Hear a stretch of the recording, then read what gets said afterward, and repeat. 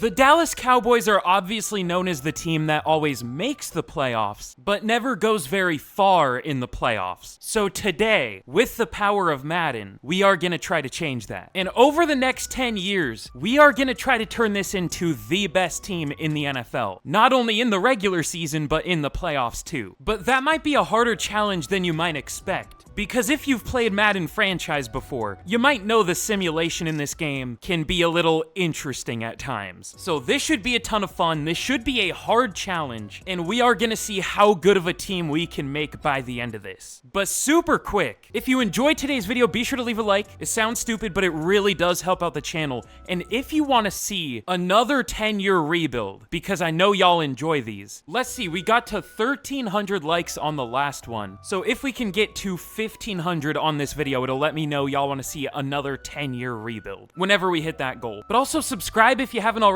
because if you like rebuilds, that's literally all I do on the channel. Trying to hit 70K by the end of the month. So actually, if you know anyone that might enjoy the channel, be sure to share it with them if you want. And last thing, massive shout out to YC for the suggestion of this video. We'll see if we re-sign Dak. I'm undecided on that. But be sure to let me know what team I should do a 10-year rebuild of next down in the comments. And I think how I'm gonna do it is I'll count each comment as a vote. I'll count them all up. Whichever team has the most votes, I'll do pretty soon. So let me know what team I should do a 10-year rebuild of down in the comments. But without further ado, let's finally get into this. There are obviously a lot of questions with this team. They did re-sign one of the biggest questions in CeeDee Lamb, but now it obviously shifts over to what are they gonna do with Dak? Again, I think we'll keep him, especially because he's insane in this game. Him and Patrick Mahomes and maybe Lamar are like the 3 best QBs in Madden, and like JJ McCarthy. But we'll see, it depends on our cap space. And one last thing before we get into the simulation, I think I'm gonna start Deuce Vaughn, just because he has our best chance out of anyone in this group to develop. Still only 22 years old, has had back-to-back really good preseasons. I mean, it's the preseason, but still. So we'll see how that goes. But let's finally get into this. Let's get to the mid-season point of year 1, and we will see how this team does. Okay, we are 1-5 at the mid-season. When I'm not using the Cowboys, they usually go like 14-3 or 15-2 year 1, but when I'm using them, we're 1-5. That's great. But we have 2 breakouts, D-line breakout and receiver breakout. We'll see who these are for. Okay, we'll see if Oso Digizua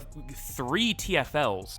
I don't know about that one. That's a little bit much, but receiver breakout. Jalen Tolbert, I guess we'll go medium goal, 150 total yards. What's the hard goal, if that's, or like whatever the hardest is? I should have just gone easy. I'll check if we hit either of those. If not, I just won't show it, but more than likely we won't hit those. We have the worst defense in the league, but the best offense. Okay, sure. But for re-signings, we already have to re-sign Dak. For some reason, I thought it was next year that we would have to re-sign him, or extend him, I guess. Both. I don't know why I felt the need to correct that, but is this real? We have to re-sign Dak, Marquise Bell, Oso Digizua, DeMarcus Lawrence, Zach Martin, Brandon Cooks if we want to, Zeke, who we probably won't re-sign. Good lord. Also Eric Kendricks. I guess Jordan Lewis is a starter for them, but I'm not starting him. I think Brock Hoffman's even a starter for them. Okay, so this is gonna be tough. This is gonna be an expensive team. But for Dak, I would be fine with a 3-year deal.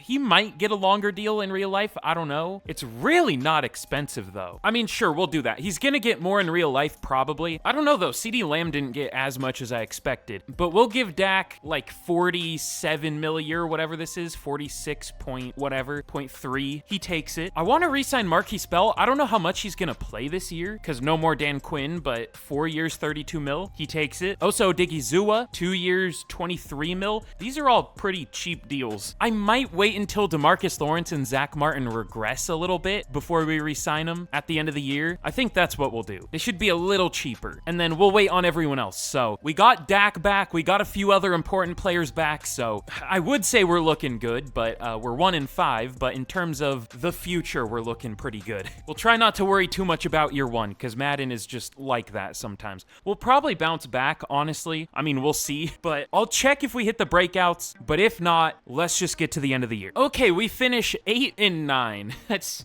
not great. Still finished about as well as we started. The best offense in the league, and we didn't finish with the worst defense in the league. It was third worst.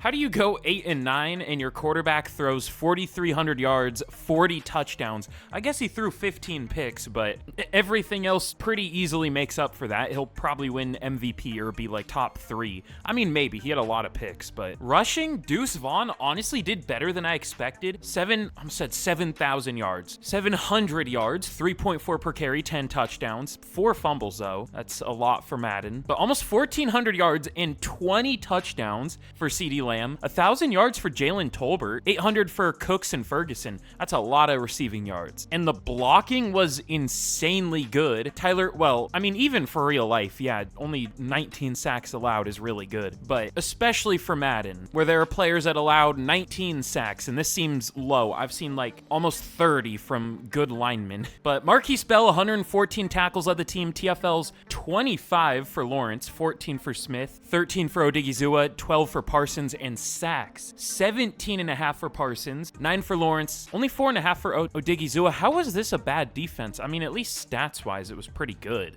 Whoa, that might be the most picks I've ever had from a player in Madden. Usually the most in the league is like 6. Again, in Madden. Didn't he have 9 in real life this year too? Sauce Gardner had 7. I mean, he's the best corner probably, but he doesn't really get picks. But yeah, 9 interceptions, especially in Madden, is insane. 3 for Diggs, though, 2 for Bell, and then 1 for 4 different players. But MVP Dak at number 3, well, I literally said earlier, the 3 best QBs in Madden are Lamar, Mahomes, and Prescott, and you'd never guess who the top 3 were. But CeeDee Lamb wins Offensive Player of the Year, Dak at number 6, Russell Gage up there, now on the Vikings, apparently. But this was the 3rd worst defense in the league, and the top 3 for Defensive Player of the Year were Micah Parsons, Deron Bland, and DeMarcus Lawrence. Make it make sense. I am begging you. This game, man. Oh, and that's interesting. I don't know if I've ever not seen Jared Verse win NFC Defensive Rookie of the Year. It goes to Chris Braswell. So that was definitely a first year. The Giants and the Saints made the playoffs over us. Don't know about that one. Also, the Raiders went 12-5. The other playoff teams for the AFC are pretty realistic, but that's something. Oh yeah, and we did get 8 yards per pass attempt, so I think we get like 2,500 XP, which is cool, but oh no, it's 1,000. That's so low for, not that 8 yards per attempt is a low goal, but, a high goal, I mean, but still a full season goal, you only get 1,000 XP for your receivers and quarterback. That's not great. I like that they made those scenarios, but that's so underwhelming. And then 4,000 yards, we hit that too. We get 2,500 XP for that one, for our entire offense, so that one's pretty good. But let's get into this first off season. I don't know if we're gonna do much in free agency, because I am scared of the cap space. I mean, we have negative 3.4 mil in cap right now. We're gonna have to re-sign some players, some pretty good ones, but I think we could have a really good draft this year. We'll see. The position I wanted is the strongest position group in the draft. But in the Super Bowl, we got the purple and yellow bowl. I don't know. Ravens and Vikings. If the Cowboys aren't in the Super Bowl, it's usually the Vikings or like the Eagles or something. Again, Madden really loves JJ McCarthy. I mean, he'll probably be good, but he's become one of the annoyingly good QBs in Madden. That's an interesting Super Bowl, though. I don't know about that one this year, but let's get into our re-signings. We'll pick up the 5th year for Tyler Smith, but DeMarcus Lawrence, is he more expensive now?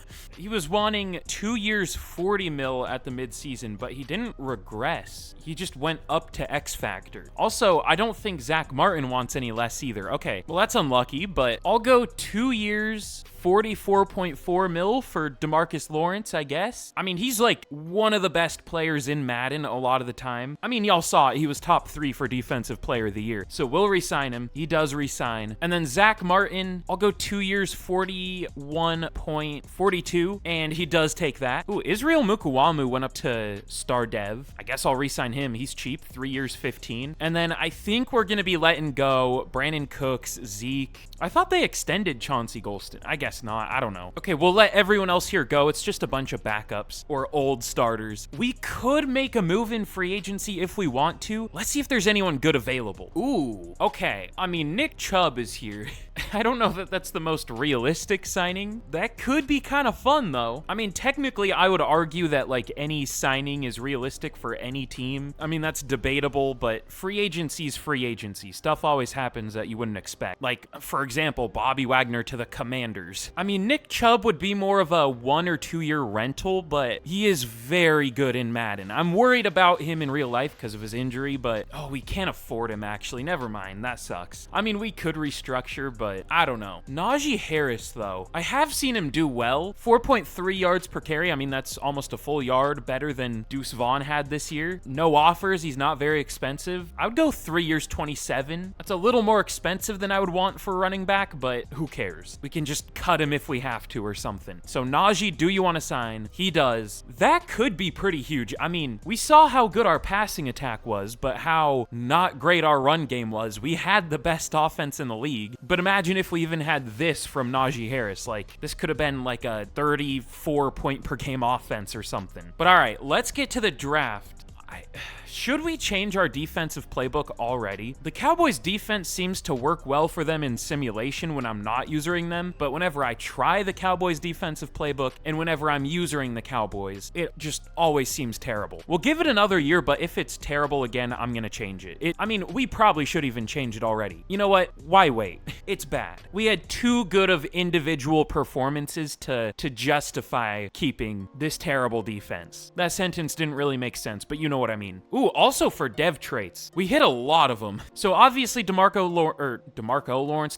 Lawrence. I'm gonna probably call him Dexter Lawrence at some point. I apologize. I also call Dexter Lawrence Demarcus Lawrence, so I guess that's fair. But Deron Bland went up to Superstar Dev, won Best DB, and led the league in picks. But Clark went up to Superstar. Did Diggs already have Superstar? I think he did, probably. And then Jake Ferguson went up to Superstar Dev. Doesn't say why, but we'll take it. But all right, let's get to the draft. But okay, we pick at number 13. Hopefully the highest draft pick we're gonna have this entire rebuild, but it probably won't be. The Vikings won the Super Bowl. That's awesome.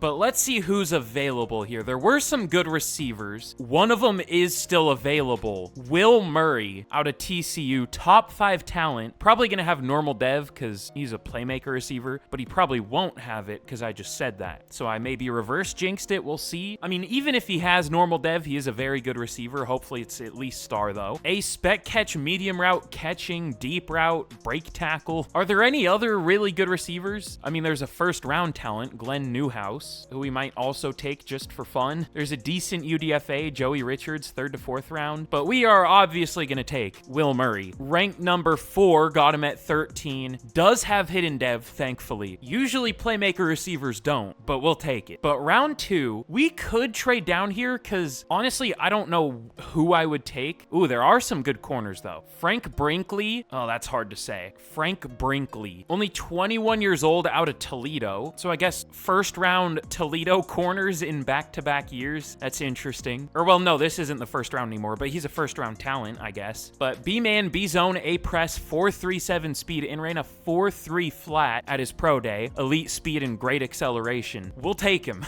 This corner trio is insane. Hidden dev, 95 speed, ranked 13, got him at 45. Sounds good to me. 2 top half of the first round talents in the first 2 rounds. We'll take it. But in round 3, I mean, I guess we could take another receiver or corner. Probably not a corner. We have enough corners. But receiver, I mean, did we already fix the Cowboys? What else do we need? We do need a linebacker and a D tackle. Okay, I'm glad I looked because I wasn't even thinking. I mean, I guess we have Marquise Bell, but I want to keep him at safety. Donovan Wilson, I'm surprised he's only 30. It feels like he's older. I don't know why, but he is regressing. I did focus scout a linebacker. I don't know if he's still available or good, but he's whatever. 3rd to 4th round talent. Looks like Frankenstein or something. Looks really weird, but I don't know if I've ever seen that face before. yeah, the linebackers aren't great. Let's see, Jeremy Downs looks solid. Elite speed, jumping, and acceleration, or change of direction. A, awareness, pursuit, and zone. B, play rec. The only problem is D, block shedding. And B to D tackle, hopefully that's at least a B. I don't know if he's great, but we're in a spot where we can take risks. We'll see if he's good. Probably not, but he's whatever. Ranked 88, got him at 77. No dev trait though, whatever.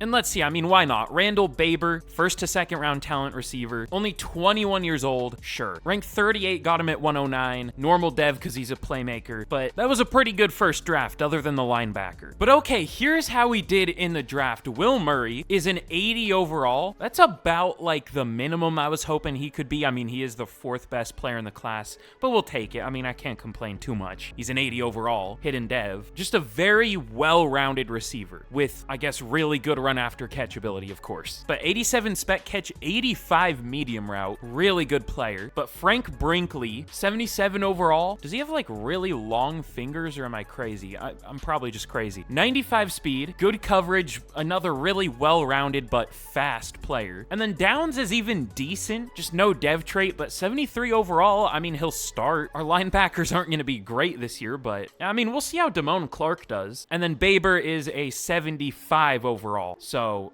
I'm not giving him number 23. And then the CPU went and picked 2 more linebackers after we already picked one. I mean, I guess we needed linebacker, but we didn't need 3 of them, but whatever. Let's get into the start of year 2 and let's see how the team's looking. Okay, we're looking good. Now up to an 86 overall. The offense is mostly the same, just developed and then new receiver, new running back. Deuce Vaughn did develop a lot though. I mean, he still could maybe be the starter at some point. Like I said, he did better than I expected, because I always bring this up, but normally running backs in Madden, if they're like a 70-ish overall, they get like 2 yards per carry, but he had 3.4, which still isn't good, but again, better than I expected. So we'll see. He's still only 23, so maybe he'll retake over as the starter at some point, but the defense is looking pretty good. Brinkley already has gone up 2 overall, so that has me kind of thinking. We'll see what his dev trait is. I'm still worried about the linebacker group, but at least Damone Clark has superstar. He should develop a lot, and then if we get one more in here, we'll be good. But all right, let's get into the season. Let's once again get to the midseason point, and we will see how we do. Hopefully better than last year. Okay, we are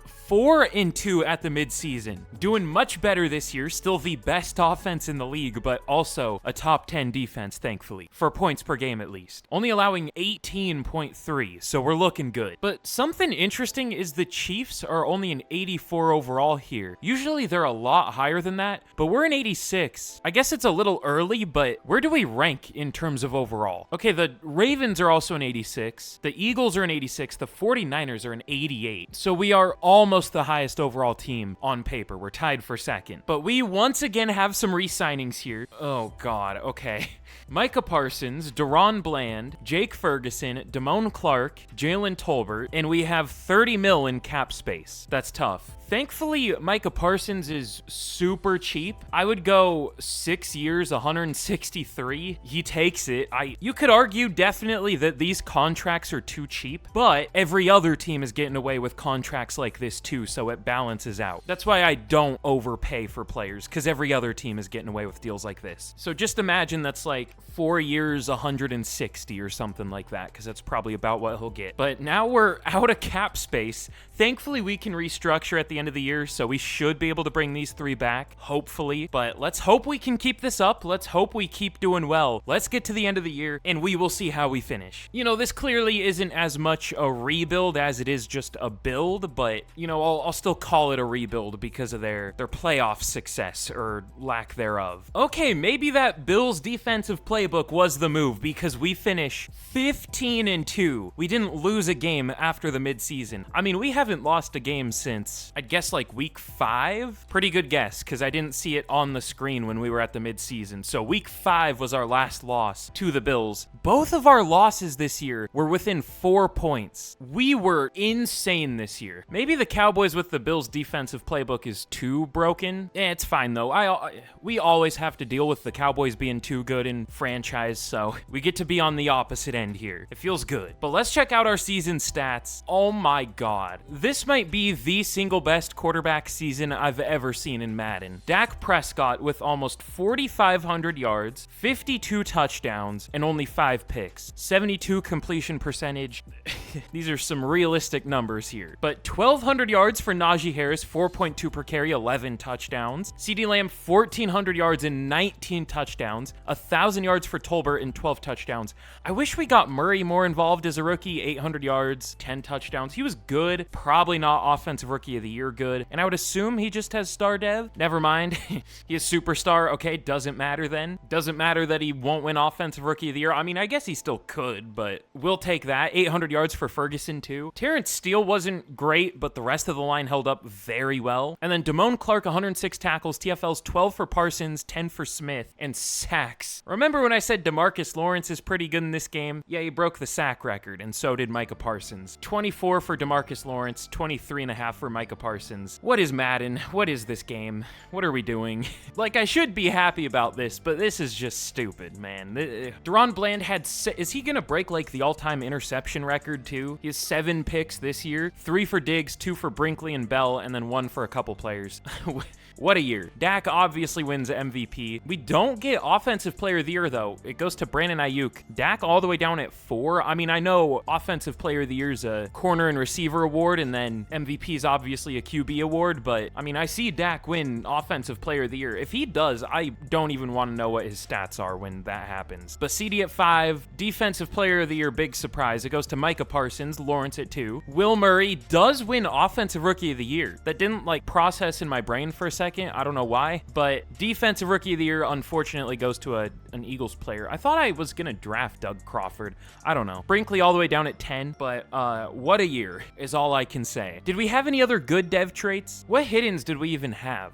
Brinkley only has star. That's surprising. As I always say, if someone like really develops in the preseason, they usually have a good dev trait, but I mean, star's still pretty good. But let's see who we are gonna take on in the divisional. It is gonna be our division rival, the Washington Commanders, at only an 82 overall to our 88, which in real life would work to our advantage. Obviously, we're 6 overall better. We're at home, and they're 9-8 to our 15-2. However, I always got to bring this up. If you've seen one of my rebuilds before, at least, we struggle against 9-8 teams, to put it lightly. I would say 9-8 teams in the playoffs in simulation probably have a 105 record against us, or 102-5. I mean, maybe that's a bit dramatic, but I don't know if I want to say that because I think there are a lot of Cowboys fans watching, so I won't say what I was going to say. But hopefully we don't get upset here by a clearly much, much worse team. But I guess it would be fitting. So let's see what happens. We do win, thankfully. We destroy them. I gotta remember that we're the Cowboys in Madden simulation. And I always say this too, it seems like in the playoffs we end up going through divisions, and this time it just happens to be our division. Were the Giants in the wild card? No, I doubt 3 or 4 teams made the playoffs. No, they went 5-12. But we are gonna be taking on another division rival of ours, the Philadelphia Eagles. Now, if we lose this game, I mean, we're the same overall, so that's fair. And it's only year 2, so let's see what happens here. And we unfortunately, oh no, we do win. Never mind. I forgot in the conference championship, it sends you to the standings even if you win. Usually if you lose in the playoffs, it instead of showing like this screen, it puts you on this screen. I guess because you don't have a game. But we absolutely destroy the Eagles 41-10. And we are already gonna be in our first Super Bowl. You know what? It's so early in the rebuild that I don't even know if I'm gonna jump into this one. I might just simulate it. It is gonna be against the Pittsburgh Steelers at 9-8. Again, just 9-8 teams in Madden. They go super far. They're only an 85 overall, which isn't terrible, but it's terrible compared to us. But we have a press conference thing here. Get to the point. What is this?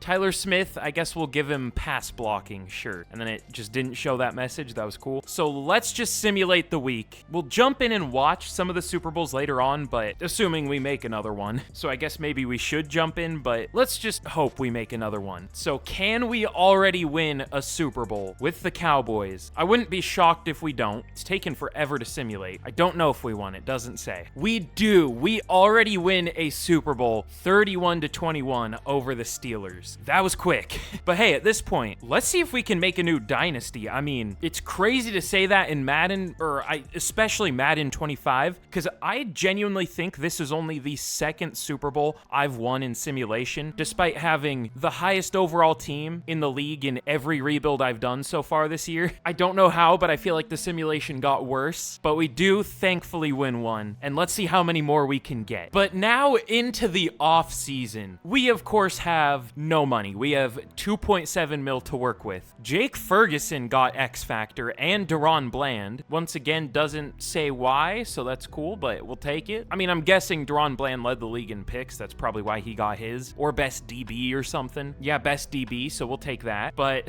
let's restructure some deals. We're starting to get really scary for cap space. Okay, I think we're gonna cut Terrence Steele. I mean, he's bad. I guess we could restructure him too. I mean, that'll save the same amount as cutting him. So sure, I guess we won't do that, but I restructured a lot of deals. We are now up to 54 mil. We restructured everything possible, which I guess could be a good thing and a bad thing. We pushed some of it back to later years, but Deron Bland will go 4 years, 83 mil. He doesn't take it, so I guess he's gonna get tagged. 1 year, 25, that's fine. And then Jake Ferguson, please accept this. 3 years, 35, he does. And then Damone Clark will go 3 years, 28 mil. He also takes it. So now we are once again almost out of money. Should we pick up the 5th year for Mozzie Smith? He really hasn't been that good. Well, he has gotten TFLs. I don't know. He's only developed up to an 86 though. I don't know if that's worth it. And I guess we'll re-sign Brandon Aubrey. Sure. But let's get into, I guess, the draft because we're out of money. And let's see what we want to do this year. I mean, I guess we could restructure the deals we just signed, but I don't really want to sign anyone anyways. We're just going to pull the Cowboys strategy from real life this year. Okay, we of course pick at number 32. The Raiders have the number 1 pick. That's interesting. I don't know if this is a great draft class. I mean, I haven't looked much to be fair, but I didn't see anyone amazing. Ooh, there is a good corner still available. I mean,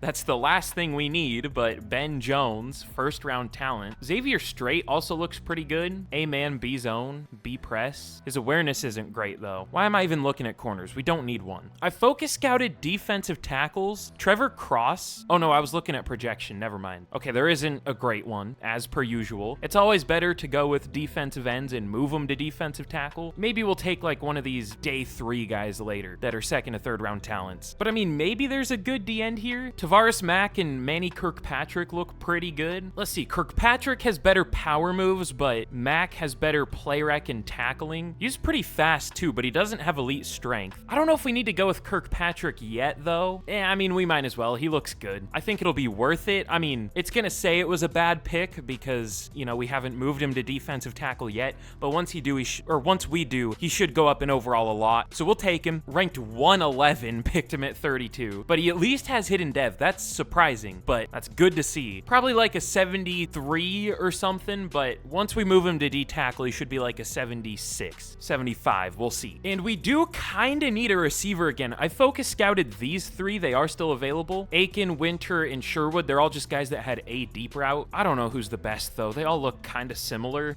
Very similar, actually. Sherwood looks maybe the best. It's hard to say though. They're all 22. He has 2 elite traits. Winter has 3, and then Aiken has 2. So I guess let's go with Winter. Elite speed, change of direction, and agility. A few A ratings. I would like better catching. Very well could have normal dev, but he looks good. Rank number 25 got him at 64. He does have normal. Damn it. Oh well, good value. Oh, I mean, the other receivers are still available. Should we go with all of them? I guess we could. Just try to hit on a normal dev or a hidden dev. We also should probably take a backup lineman or something. Ooh, Cooper Beebe went up to superstar. Did he win like best O lineman or something? He did. I never check those awards, but I guess I should. Also, Dak went up to X Factor. Of course, Bland did, but I don't think we got any others on defense. I might trade this pick back for picks next year because I don't... Let me see. What are our upcoming contracts going to be that we maybe can't afford? Oh, God. Okay. Deron Bland, Zach Martin, DeMarcus Lawrence. We should probably take an edge rusher if we can find a good one, but it's always hard to pass the first round in Madden. Let's see. Tyler Smith, Oso Digizua. We already drafted a D-tackle. Malik Hooker, Mozzie Smith. Zach Martin could retire. Is there a good lineman left?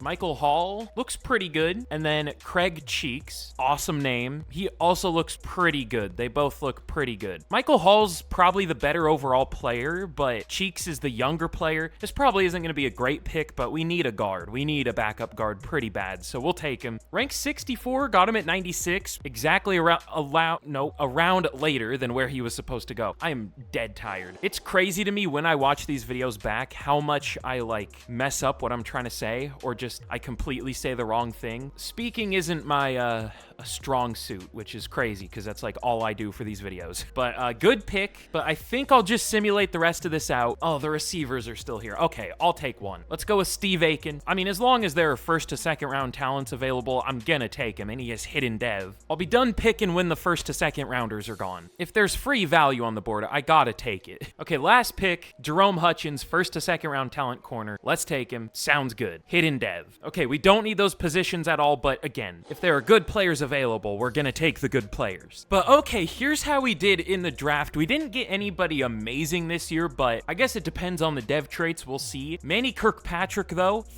our first round pick. Hidden dev, of course, but up to a 75 overall once we moved him to D tackle. Was only a 72, but did go up, thankfully. 92 strength, 80 block shed. Really good looking player. And then Jason Winter, 76 overall. Of course, no dev trait, but still good. Cheeks, 74. Did he have one? I can't remember. No, but he's decent. Good player. And then Aiken, of course, did have hidden dev. Same with Hutchins. And then the CPU picked a running back and another linebacker. Yay, that's what we need. It's from New Hampshire. That's crazy. I didn't even know that was a college in Madden, I'm not gonna lie, but overall, good draft. I mean, we got like 5 second round talents, so we'll take it. But okay, here's a look at the team. I don't know what happened, but I accidentally picked one of the negative morale scenarios. Did it go away though? I guess it did. Well, I wasn't paying attention when I did a storyline thing and I called CeeDee Lamb a sleeper for this year on accident. I just picked CeeDee Lamb. I didn't know what it was for, and it gave the team -10 morale, but I guess it went away. I've never seen it do that. But we're looking really good now, up to an 89 overall, 88 defense, and a 91 overall offense. I'm still a little worried about our right tackle, Terrence Steele, but we'll see how he does. I mean, that's really all we can do. I mean, we could trade for a right tackle, but he hasn't been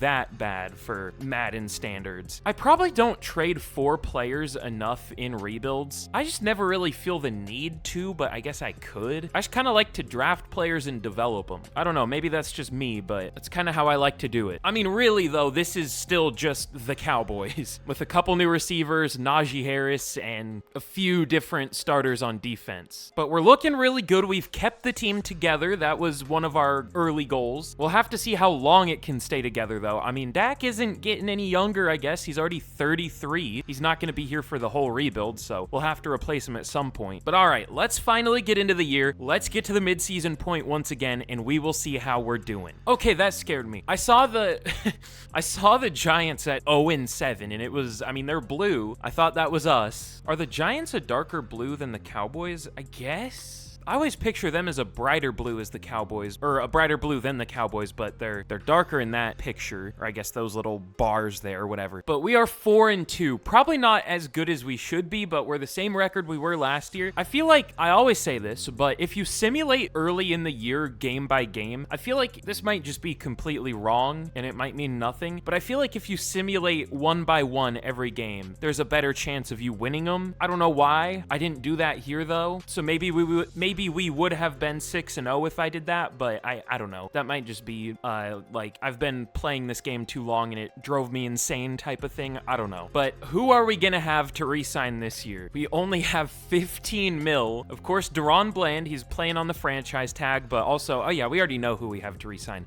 Tyler Smith, Oso Digizua, Mozzie Smith if we want him, DeMarcus Lawrence, Zach Martin. Once again, a lot of good players. Who do we want to prioritize that we can actually afford? Can we afford anyone? I guess Mozzie Smith, but I don't really want him back. Okay, we can't really afford any of the big players here. So we'll just have to reassess at the end of the year. We should be able to restructure a ton of deals, so we should be fine. But maybe we won't be able to bring back 1 or 2 of the important players. We'll see. Hopefully we can, though. But that's all for us to do here. No, I mean, there's a player meeting.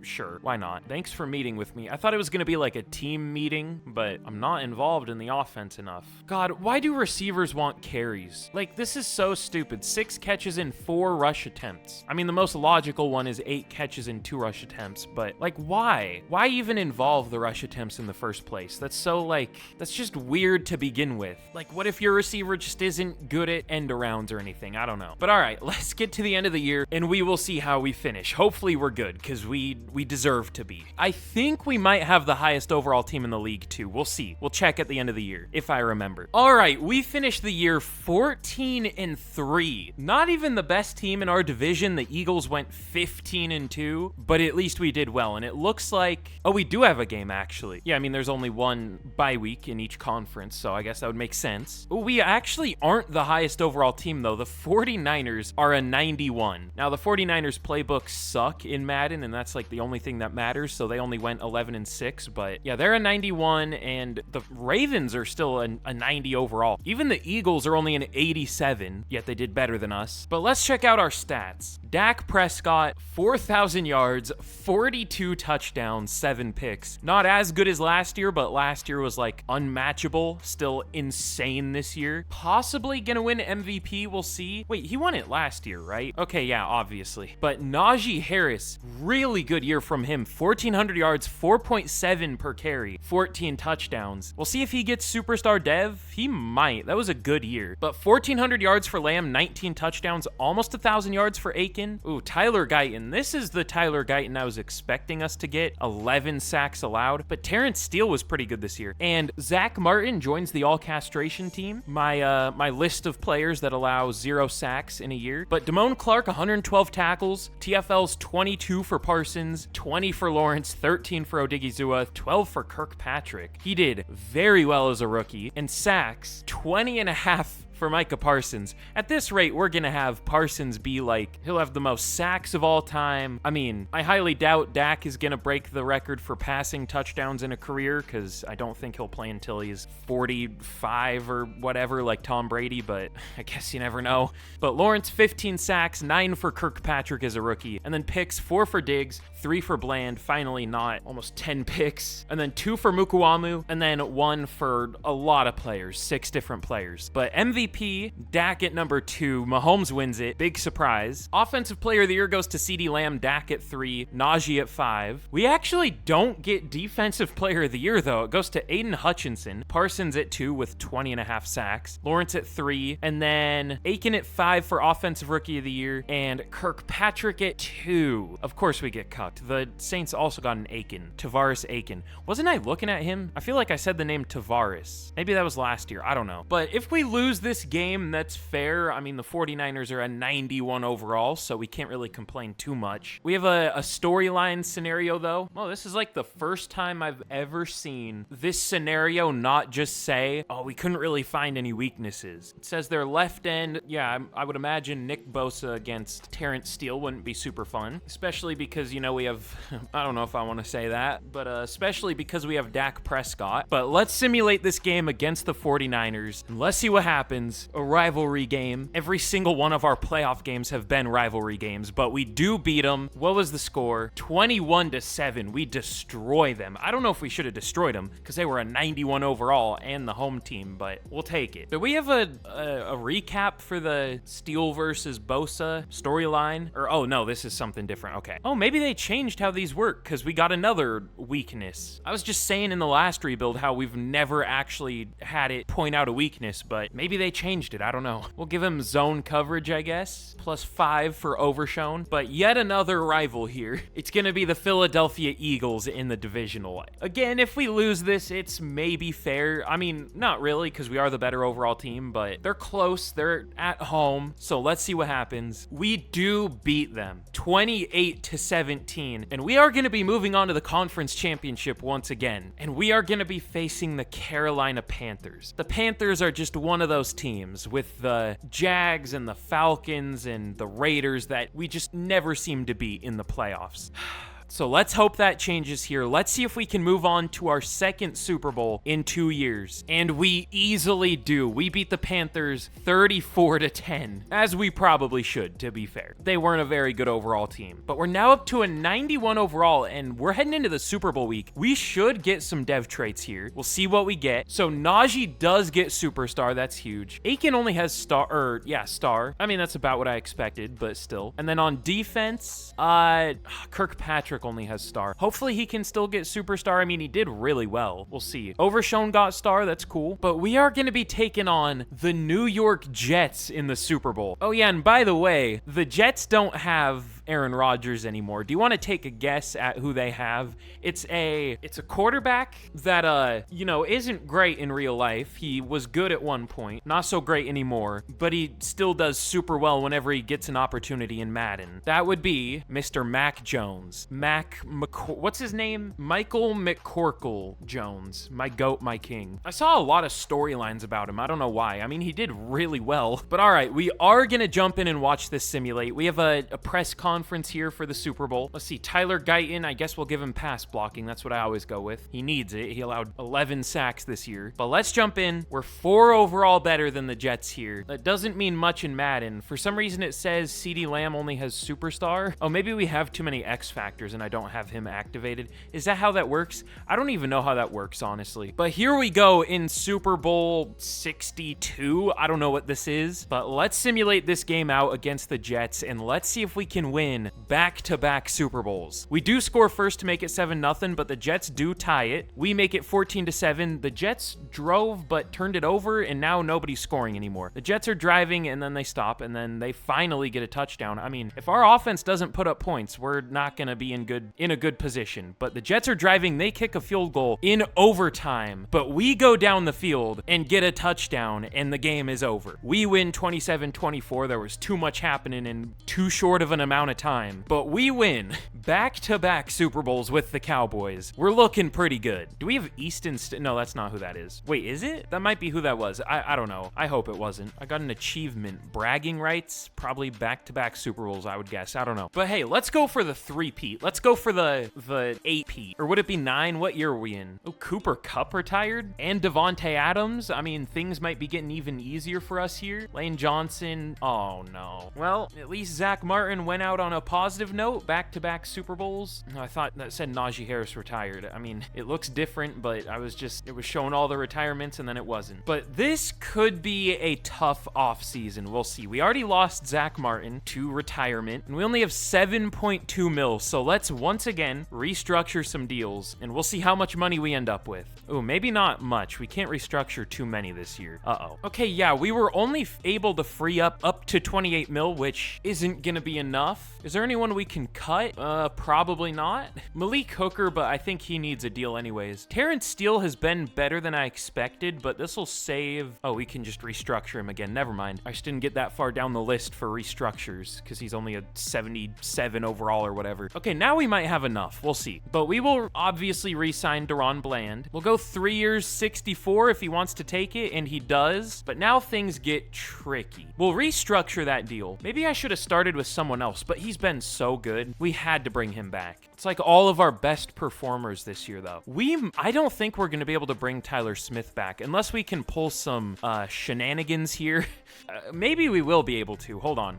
We can't afford DeMarcus Lawrence, though. Who we can afford is Oso Odigizua. Okay, we're basically having to choose between Tyler Smith and DeMarcus Lawrence. We should probably go with Tyler Smith. But DeMarcus Lawrence is such an insane performer in this game that I almost want to pick him, even though he's 35. This is an interesting situation. Do we want to take or extend the, good performer in Madden and the guy who's, 9 years younger, or the guy who's insane in Madden, but 9 years older, and will probably only be here for this year? Would he take team friendly, but, 2 years? Oh, he does. Let's restructure him. We might be able to cheese this. Hold on. That'll save 4 mil. That's enough. Is there anyone else I want back that we could get for like less than 4 mil? Not really. I mean, maybe Overshown, but I don't. He's not interested. Okay, we'll pick up the 5th year for Tyler Guyton, and then we'll offer Tyler Smith, I don't know, a good old bag of lays. 1 year, I hate how long it takes to scroll. 1 year, 5.3 mil. He rejects it. No way. Well, guess what? You're getting tagged. So we were able to get both of them back. We're gonna have to say goodbye to Oso Digizua, Deuce Vaughn, Mozzie Smith, DeMarvian Overshown, like some good players, but we got the 2 best ones back, so we'll take it. These are the things you have to do when you have this good of a roster and you have to pay them all. But let's get to the draft once again. Negative 15 mils, so we can't exactly do anything in free agency, believe it or not. But let's see what we can do in the draft. But all right, we pick at number 32 for the 2nd year in a row, but we actually might trade up this year. There's a really good corner, but there is a really good guard this year too. Randy Pearson, projected to go number 34. I feel like he's gonna get picked earlier than that though. Usually really good players do. So I mean, if we stay at 32, maybe we could get him, but I don't know if I want to risk that. God, it takes so long to simulate pick by pick now. Or maybe not. Just took a while for the first one. I wish you could just pick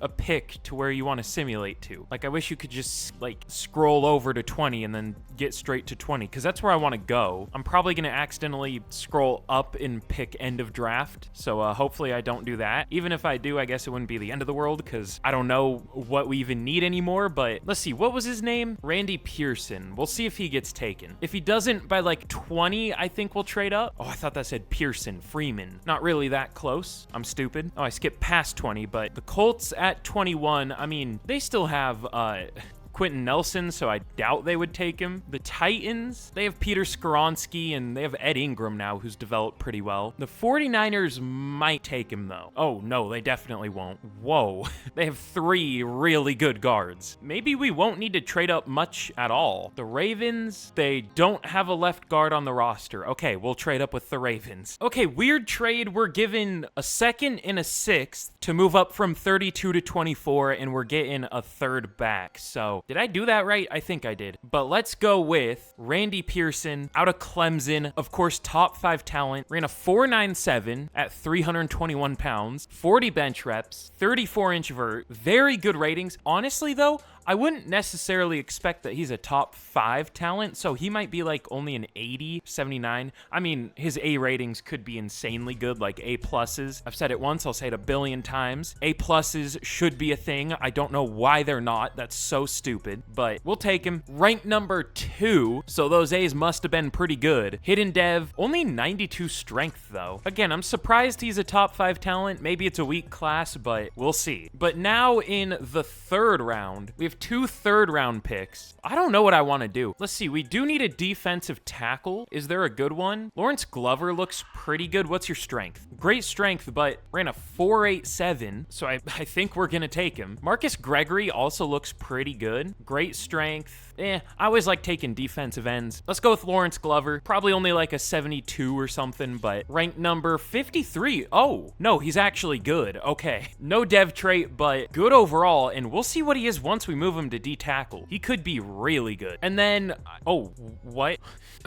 As I always say, look for 20-year-old prospects. They're always good. I don't know about always good, but I can't think of one I've taken that didn't work out. George Clifton is a top 5 talent? Yeah, we'll take him. I don't know what we're gonna do with him, but ranked number 5 in the class, got him with the last pick in the 3rd round. If this dude has a good enough dev trait, he could be a 99 overall. Like, drafting young players in Madden is so important. It might even be better to take like a slightly worse player if it's a 21-year-old versus like a 23-year-old who's like slightly better, like a slightly higher overall. You know what I'm trying to say? I don't even know if I know what I'm trying to say. But all right, I think I'm done drafting for the year. I don't really see anyone else that's that good. Is there anyone else who's even draftable? I mean, I saw a 3rd to 4th round talent center, I'm sure there are a lot of good players left. I just don't have them scouted. Let's see, is there a good blocking tight end? Damon Clemens, sure. He's okay. Ranked 116. Probably has X factor because he's a blocking tight end. We'll take him. But here's how we did in the draft. Randy Pearson is an an 82 overall. So we shouldn't, I mean, you know, I guess it'll be hard to replace Zach Martin, especially with, you know, him allowing 0 sacks last year, but this is a pretty good replacement. I don't know how he's going to play, but at least on paper, he's really good. And then Lawrence Glover, I'm a little disappointed with his overall. He was a 74, but only went up 2 when we moved him to D-tackle. I mean, a 76 is still really good. That's like a first-round talent, a late first, but I mean, yeah, we'll take that. And then George Clifton, 79 overall in the late third. Of course, only 20 years old. He's also 6'3". I don't know what we're gonna do with him. What's his pursuit? Oh yeah, it doesn't show pursuit for corners for some reason. Oh, he has 74 injury. I guess that's why he fell, I don't know. And I also love that it doesn't show what players' overalls are anymore when you move them to a different position, or it doesn't show here. He's only a 77 at safety. Okay, we'll probably keep him at corner and move someone, I don't know. We have a lot of rearranging we could do with our secondary and linebackers and all that, so we'll see what we want to do. And then Clemens is a 72, and then the CPU picked a safety and another running back. I think the CPU likes to draft linebackers and running backs, if you couldn't tell. Okay, we're looking good heading into year 3, or year 4, whatever year it is. I once again picked one of the scenarios that gave us -5 morale or whatever, or -10, but it wasn't even my fault this time. It did the stupid thing where I don't know if this happens for anyone else, but I'll like hold down the A button to skip something, and while I'm holding it, it like registers me clicking the A button again to pick something for whatever scenario it's gonna pull up, and it was the position battle one, and the first option is there won't be a battle, and that just ruins your team morale for some reason. So that's fun. I don't know why it ruins your team morale. Like, that doesn't make sense. I mean, maybe for the players at that position, or at least the backups. I don't know. Why would the starters care? Whatever. I complain about this game too much, but it drives me crazy. But we're looking good if you ignore the minus morale. 92 offense, 88 defense. Oh yeah, and this is what I did with the defense. I moved Marquise Bell back down to linebacker. I put Mukawamu at strong safety, and then I moved Brinkley to free safety so we can start Clifton. I guess he'll be our slot. I'm a little worried about our interior D-line this year. I mean, it's a second-year player and a rookie, but we'll see what happens. Maybe they can do well. Overall, doesn't really matter anyways. But let's once again get to the midseason point, and we will see how we do in year number 4. I mean, we're overdue for a big well, I guess we really underperformed year 1, so I don't know if we're overdue, but usually you go 50% doing well and 50% terribly, and in certain years it feels impossible to do well no matter how good your team is. So hopefully this isn't one of those years, but I think it will be. We'll see. Hopefully not. Okay, never mind. We are 5-2. I guess technically the best we've been at a midseason so far. I mean, every year other than the first year, we've only had 2 losses at the midseason. We've just played more games this year. We have a really good offense, but our defense isn't, I mean, for points per game allowed, it's really good, but for yards, it's not great, which is how it was in the in the preseason. I guess it was overall terrible in the preseason, but we're doing well once again. Not a surprise. We beat the Jets 43-21, who was, I mean, they were just in the Super Bowl against us. I don't want to jinx it, but is this going to be like the most successful rebuild I've ever done? I mean, it would make sense. It's Madden's favorite team, the Cowboys, but we'll see. Either way, we already have 2 Super Bowl wins. But once again, we have some re-signings, and we actually have cap space this year, but it looks like we also might have a lot of players to re-sign. Oh God, okay. Every year has been a challenge in terms of re-signings. We have CeeDee Lamb, Cooper Beebe, Tyler Smith, Dak, Najee Harris, Israel Mukuamu, who, I mean, is probably going to be the odd man out unless we just somehow magically have a ton of cap, which I guess could happen if the cap expands enough, but we'll see. Let's start with CeeDee Lamb, 4 years, 150 mil. Isn't that exactly what he got in real life? Oh no, it was 4 years, 136. But we'll see if he takes this. He does. And now who do we want back the most? Cooper Beebe's really developed. I mean, I call a lot of players steals from this recent draft, but I definitely think he was one of them. We'll see. I mean, he isn't even listed as a starter for the Cowboys, so I don't know, but I think he's a really good player. This is tough. Dak is really cheap, though. I mean, we'll do 1 year, 32 mil. He should regress and be even cheaper, though. I mean, that didn't work out the last time I tried to pull that strategy, but yeah, we'll see what happens here. Yeah, we'll re-sign him. He's obviously worth it with how he's been playing. We'll go 2 years, 65. He takes it, and now we are out of money, basically. But we should be able to free up a ton of money through restructures.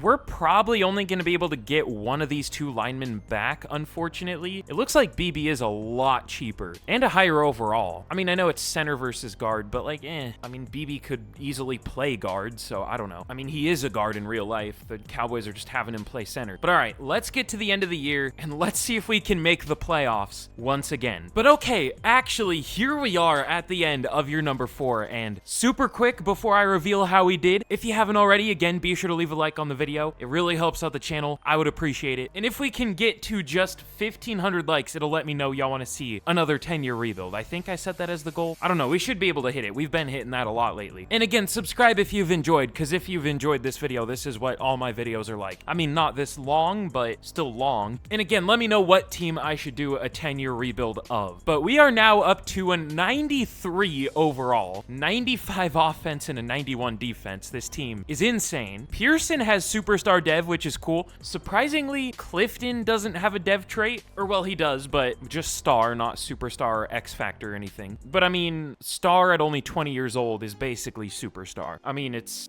close. He'll develop really quickly. And I mean, he developed kind of quick this year. Went up 3 overall, which is solid, but we finished 12-5. And despite this being our worst record in like a few years, we get a first round bye this year. Now we're coming off of 2 losses, which is stupid. I mean, I would imagine we're the highest overall team in the league by a decent bit. The 49ers are a 90, and they're the only other 90 plus overall team. So we're the highest overall team in the league by 3. I mean, I don't know if you should necessarily be able to go undefeated in Madden, but if you're 3 overall better than anyone else, I feel like you should get close at least. I mean, 12-5 is good, but we should have been better. I mean, the Jags went 13-4, and they weren't even the 1 seed in the AFC. There were 4 12-5 teams in the AFC. What happened? Oh, that's schedule. Standings. The Raiders went 14-3. Oh my god.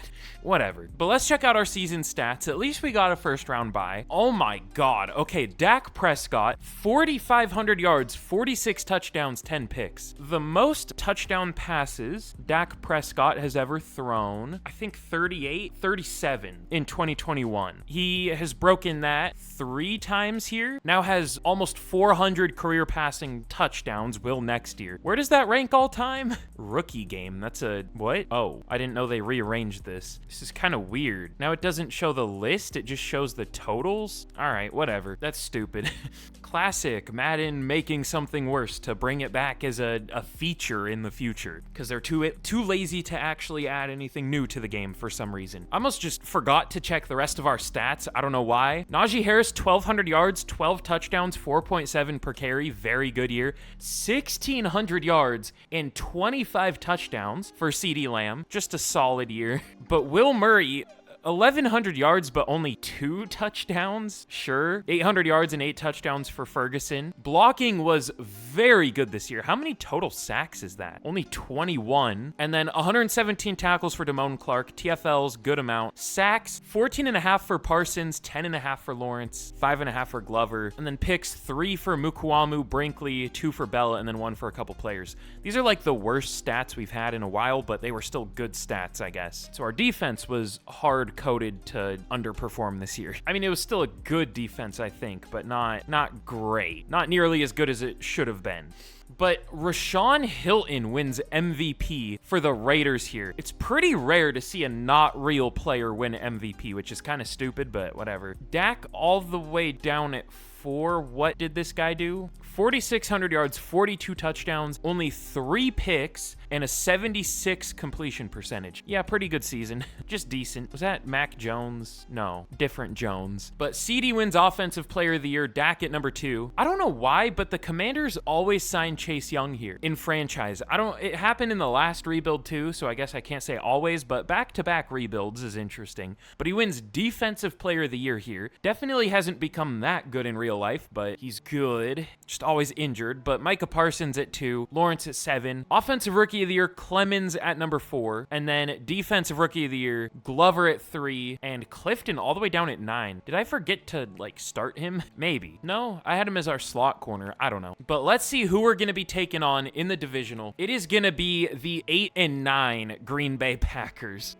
Why are they in the divisional at 8-9? They're 8 overall worse than us. This feels like an underperformance here. I wouldn't be shocked if we lose this game. I mean, we are better at everything, I guess, other than rushing yards, which whatever, passing yards is obviously more important. But we have a storyline. Maybe they did change it because we've gotten back-to-back-to-back actual concerns. So I guess Rashawn Gary is going to be a problem for Terrence Steele. Again, probably. Wouldn't doubt it. So we'll go, I don't know, finesse? Sure. But all right, let's simulate this game. I mean, we're on a 2-game losing streak, or at least 2-game. No, 3-game. What happened? We were 12-2 at one point and we finished 12-5. Well, let's hope we can snap that streak. Let's see what happens. I wouldn't be surprised if we lose this game, and we do. I know this game too well. I'm familiar with your game. Literally, too familiar. What was the score? Does it just not show? Very well made game, by the way. We lost 41-38. What was wrong with our defense? Our offense did its job. 38 points, that's pretty good. Whatever. I mean, that was a good call in the preseason. We're overdue for a big underperformance. I mean, we still went 12-5, but our defense, it was good, but it turned really bad towards the end. But of course, we have some players to re-sign this year. I don't even know how many restructures we can still make, but I think I am gonna prioritize Cooper Beebe over Tyler Smith, just because he's cheaper and a better overall. We'll see if he takes neutral. 3 years, I guess I'll up it a little bit. 44.7, he takes it. And now let's see if we can restructure anything. I hope. Okay, we were actually able to free up a decent amount. I thought I tried to I guess that was last year I tried to restructure deals. I don't know why I thought I already had tried this year. I don't know. But we have 46 mil now. We'll pick up the 5th year for Will Murray. Tyler Smith we can bring back. I would go 4 years, 91. He takes it. I mean, we could even restructure him if we want to. How is Mukuamu done again? Ooh, I mean, 5 picks in the last 2 years. That's not bad. I'd go, I don't know if I want to go 3 years. He'll be 31, but that's fine. Or not. Okay, cool. But Nealand just hasn't, ooh, wait. Maybe he will get an opportunity. I see we are down in overall. Oh, wait. Dak, oh no, I restructured Dak, so he's still here. Oh, wait, I think I just saw it. I think I saw what I was fearing. Yeah, DeMarcus Lawrence did finally retire. Great. I mean, at least we still have Micah Parsons, but that's rough. So maybe we should re-sign Marshawn Nealand, but I've just never seen him do well in this game. I don't know if that's due to, like, lack of opportunity or just being bad in Madden, but I don't know. I think we'll let him go. I think he's more expensive than he's worth. Yeah, 11 mil a year for a guy who's, I mean, he hasn't been given an opportunity, but he hasn't proven anything, so I don't know. Najee Harris, I guess I'll re-sign. He's super cheap. 2 years, 9 mil. He takes it. But let's get into free agency, and we actually are going to be able to sign someone this year. We'll see who. I don't want to go too crazy because we're still, I mean, we're fine on cap space now, but in the future, as in next year, we probably won't be. It's not that good of a class anyways. It's okay. Quinion Mitchell, Zach Frazier, just real life rookies. That's like it pretty much. Zadarius Smith is here. He's kind of hit or miss in this game, like very hit or very miss. He had 12 sacks this year at 34. Why do his stats cut off in 2022, by the way? Who knows? Whatever. I don't know if I want to sign anyone here. I mean, who would we get? I guess a safety, but it's not hard to draft a safety in Madden. It's one of the easiest positions to find a good player at, like guard, like interior O-line, I guess receiver, and then corner and safety. Those positions are always loaded. So, I mean, I guess I'll try to re-sign Israel Mukuamu. Oh yeah, he's super interested. I mean, we could try to upgrade there through the draft, and we could still do that. How about we give Mukuamu I don't know if I want to go 1 year. You know what? We'll give him a 1 year prove it deal. And if he does prove it, then we'll just keep him, I guess. But I think we'll also also pick a safety this year. So we've signed 1 player so far, and I think we're going to sign 1 more. We're really sticking true to the Jerry Jones style, I guess. For better or for worse. But I guess it's for better because we've won 2 Super Bowls. But Mukuamu, do you want to sign? Nope. How about now? He does. Okay, cool. But let's get to the draft. And we do actually have a need or 2. Mostly just 1 need in an edge rusher, but we also kind of need a D tackle still, but we have solid D tackles. Ooh, Brinkley went up to superstar. That's cool. I guess I never checked the dev traits. I only think we gained 1 dev trait. That's tough. You know what? I could... is there a good pass rusher here? I know there's Zadarius Smith. I don't want another 34-year-old. Plus, like I said, he's very hit or miss. Nah, there isn't really anyone that good. I mean, Mo Camara, I like him him in real life. I don't know if he's good here. He has barely played, and he's 28. Okay, I'm good. How cheap could we get Nealon back for, just in case? It looks like he has offers. All right, never mind. Let's get to the draft. But okay, we pick at number 27. The Rams have the number 1 pick here with the Bears at number 2. I mean, the Bears at least are a team that should be good for a while in real life, so I'm surprised to see them up here. But we pick at 27. We're not going to trade up this year. I did see some good players, but I think we're just going to stick where we're at, and I want a pass rusher, obviously. I don't know which one. I think there really is only one choice in Brian Curran. I hate that face. Why so many players have the chubby face, the fat face? Honestly, he doesn't look that good. I mean, he has elite speed and acceleration, but he has D play rec, C tackle. I don't know, those A ratings must be pretty good. Or he's like a 1st to 2nd round talent, but he's ranked like 50 or something. I don't know. That's probably what he is, honestly. There are some good guards too. I mean, we don't need one, but I guess we could take one. But we'll just go with Brian Curran. We could take Roosevelt round 2. I mean, again, we don't need a guard, but we don't need much anymore. But we'll take Curran. Probably normal dev. Maybe not, though. We'll see. Ranked 34. Okay, those A ratings must be pretty good. Does have normal dev, though. But 86 speed, 90 excel. Wait, he actually looks like his face in the like the guy standing there. It's usually just the same one, but this one's actually different. Did they actually fix something in the game? Maybe. But round 2. Okay, the guards are gone. I might just simulate the rest of this draft out. There is a 1st to 2nd rounder, Colby Ross, day 3. Let's see. Ooh, Kyrie Bryson looks pretty solid. A awareness, A tackle. We could also go with a safety if there is a good one. Casey Lloyd might be good. He does have great speed, elite agility. I don't know if he's great, though. Only C to F play rec, C tackle, C zone. We'll take him. I don't know who else to pick. Should we? We have so many DBs. I think we should just wait until next year and see if there's a really good safety if we don't have any other needs. Taylor Ware looks pretty good. Great speed, A awareness, power moves, and tackle. I don't know if we need to take him yet. Out of Washington State, too. You love to see it. Oh, my God. I forgot to pause the draft, even though I have the draft clock off. It picked Alex Searcy, whoever that is. Great.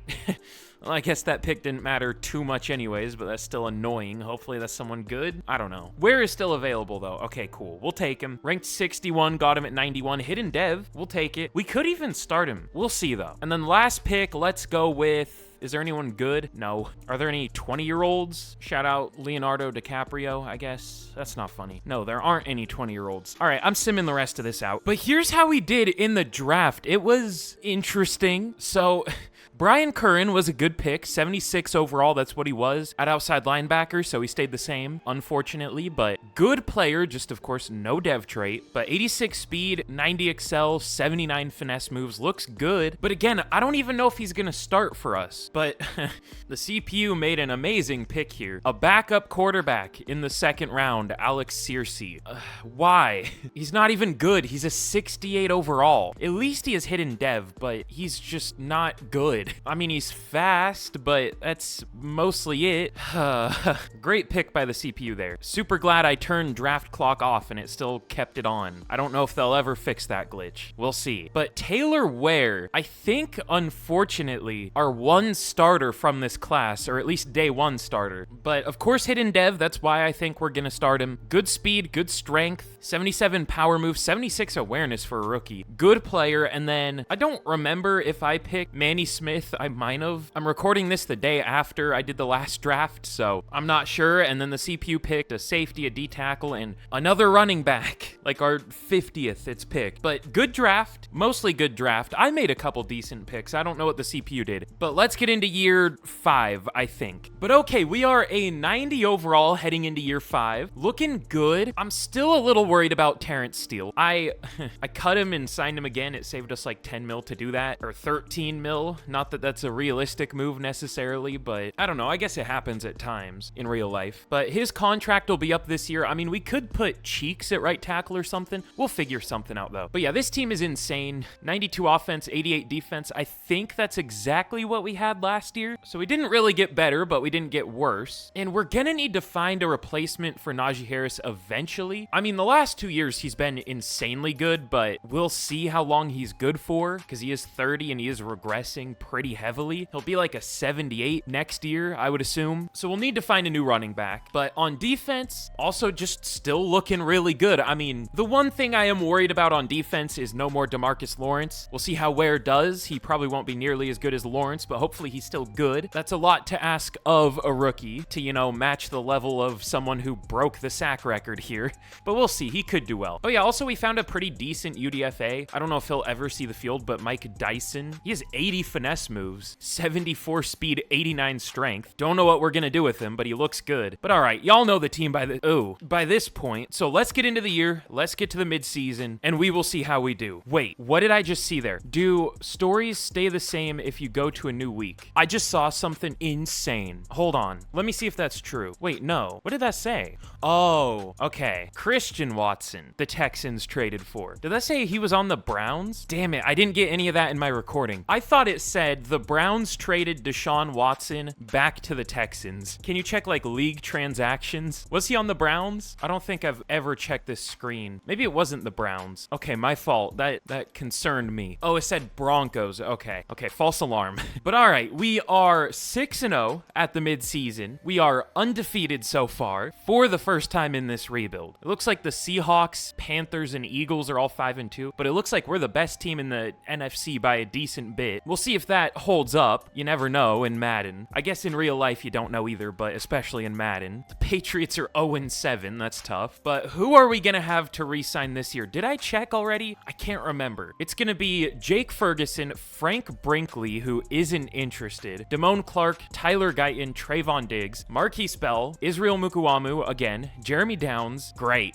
Oh, we have 2 steals now. Also Terrence Steele, so a lot of starters. Again, great. Let's start with Jake Ferguson though. 3 years, 41 mil. He takes it. It's pretty cheap. Damone Clark, 3 years, 32 mil. That's really cheap for maybe our best linebacker. I mean, I think him and Marquise Bell are the same overall. But Tyler Guyton, he's been like the surprise of the rebuild. Now, he wasn't very good last year, or the year before last year. But last year and this year, he's been doing really well. So we'll re-sign him. 3 years, 83 mil. He takes it. Hopefully that doesn't make him immediately play worse, but it probably will. And then, should we re-sign Trayvon Diggs? He's the number 2 here. He has been getting a good amount of picks, which is good. I would hope so. Why do you get so many tackles in 2024? I don't know. Oh yeah, that was the year our defense was terrible. Just couldn't get off the field, I guess. But we'll wait until the end of the year on all 3 of these guys just to see, you know, if one of them gets a dev trade or one of them regresses, because I don't know who to re-sign right now, at least. We could also re-sign Marquise Bell and let Mukuamu and Brinkley go and just have Bell be our safety and draft another one, and then re-sign Downs to be our number 2 linebacker, but he isn't super cheap. He wants a 6-year deal? I don't know. We'll have to pull some kind of strategy here. Ooh, okay. I forgot Madden is stupid, so it always tries to give off-ball linebackers edge rusher money if they're listed as an outside linebacker. I am not paying him 3 years, 86. Okay, so it's a no for Marquise Bell. But all right, let's get to the end of the year. We'll worry about that at the end of the year. And let's see how we finish in year 5. How many more Super Bowls can we win in this rebuild? Okay, we finish 14-3 in year number 5. Our defense was kind of bad. Why? Well, I guess we lost DeMarcus Lawrence, but I mean, we still have an insane defense, probably the best in the league. Is it a 90? I know the number there lies, so must be like a 90 or a 91. Probably a 91. Yeah, I mean, this is still a monster defense. I don't know. I think this is just an EA moment. I'm not going to change the playbook or anything, but let's check out our stats this year. We once again had the best offense in the league. Dak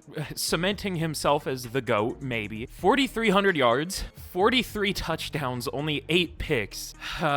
Why is he this good in this game? Like, is it genuinely confirmed that one of the, like, EA workers are a Cowboys fan?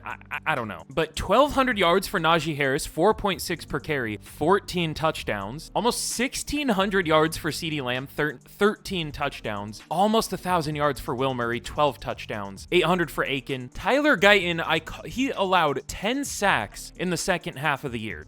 That's great. Terrence Steele wasn't even bad this year. Tyler Guyton was. was. I wonder, we might do something interesting next year. I don't know if we can trust Tyler Guyton anymore. This is more like what I was expecting. These first 2 years in this year feel more like an outlier. I don't know though. We'll see. We could kick him to right tackle next year. But Damone Clark, 102 tackles, TFLs, 18 for Parsons, 15 for Kirkpatrick, 12 for Ware, 13 for Ware, 12 for Glover. But sacks, 24 and a half from 24 from Micah Parsons.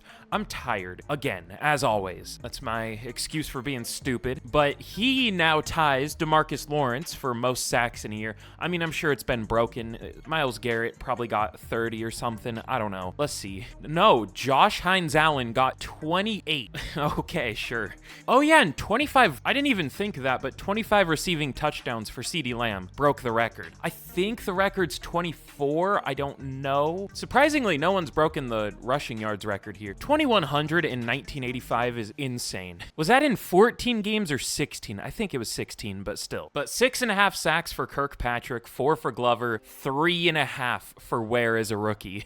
Not great, but picks 2 for Bell, Bland, and Mukuamu, and then 1 for 4 different players. So, I mean, some players did really well on defense, just not all of them. Very few did well. But Dak, despite having 43 touchdowns, 8 picks, only gets 3rd for MVP. You'd never guess who the top 5 was. It's the same pretty much every year, with sometimes like McCarthy, Purdy, or Josh Allen in here. This game is something. But Offensive Player of the Year goes to CeeDee Lamb once again. That's huge. Dak at number 5. Defensive Player of the Year goes to Micah Parsons. We might have like 5 GOATs on this team, honestly. Like if CeeDee Lamb, Dak, and Micah Parsons all played like this for their entire career, they would be the greatest at their position ever. Easily for Micah Parsons too. Like if he was getting 20 sacks a year for like 15 years, I mean, I don't even know how many total that would be. He has 140 in 7 years here. Or I guess 8. That's insane. I mean, he'll probably break the sack record by the end of this because it's Reggie White with 200 exactly, I think. Or Bruce Smith. I get those two mixed up. I don't know why. But did I check the Rookie of the Year awards?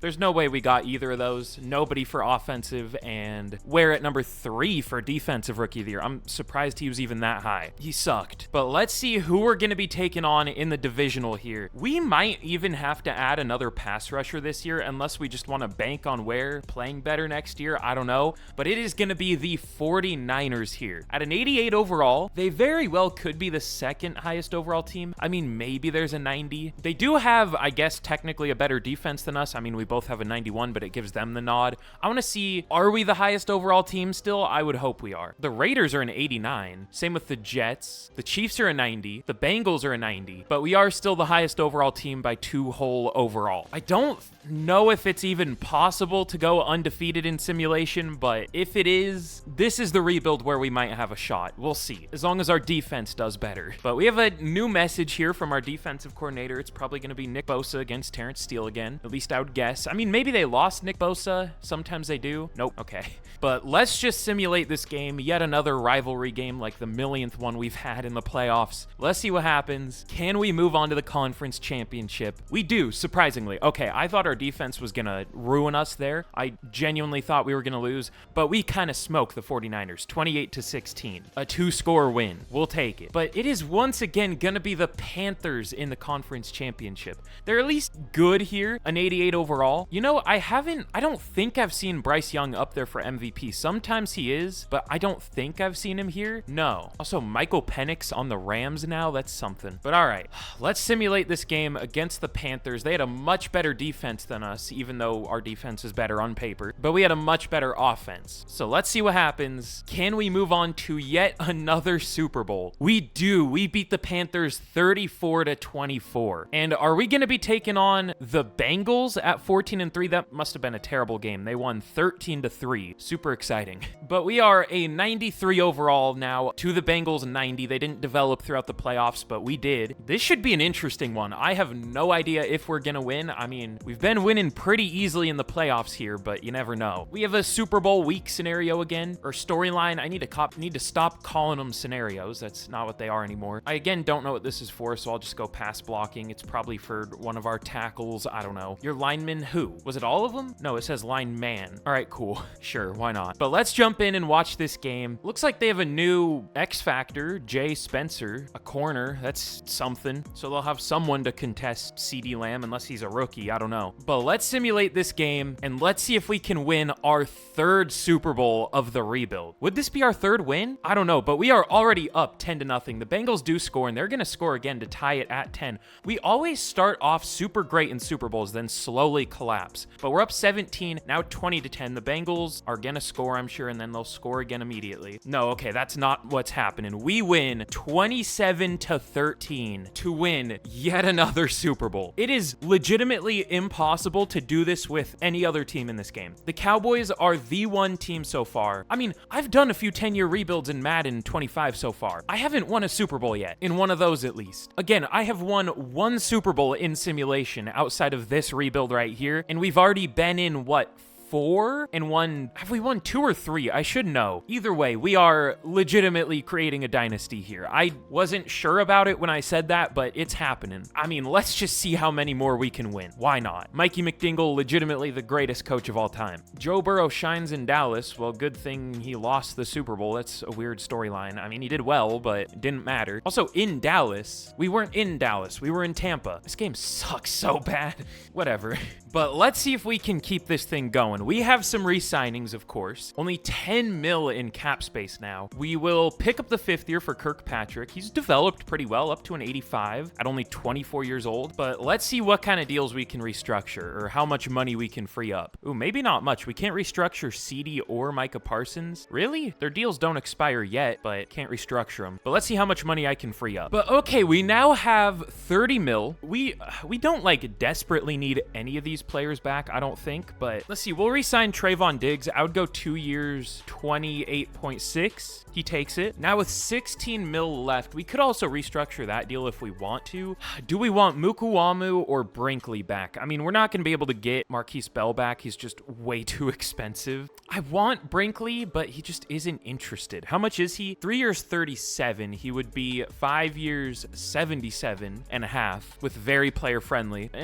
I think we're fine. Again, it's easy to find safeties in this game. Honestly, Mukuamu isn't very expensive though, and he's been good. He's been getting picks, at least these last few years, so I'll re-sign him. That's fine. So we're once again probably not going to be able to do anything in free agency. I don't know if that's boring or what. I mean, I think it's... I think I said this earlier, but I honestly like drafting and developing players more than signing players. I mean, that's usually what I do in rebuilds. I just think it's more fun for some reason, but I don't know. We're kind of in a tight spot anyways. And you know what? I actually think I'm going to re-sign Terrence Steele. He's been playing really well. We'll bring him back. We're just going to keep the same O-line, I think. Like, if it ain't broke, don't fix it. So we're not going to fix it. So let's get to yet another draft. No free agency again. And we'll see what we can do. I mean, I guess we'll draft a safety and a linebacker. Let's see. But okay, in the draft, of course, we have pick 32 once again for like the 3rd time. The Bears have... What happened to the Bears? Oh, I bet I know what it is. Madden still has the Bears offensive playbook as run heavy. It still thinks that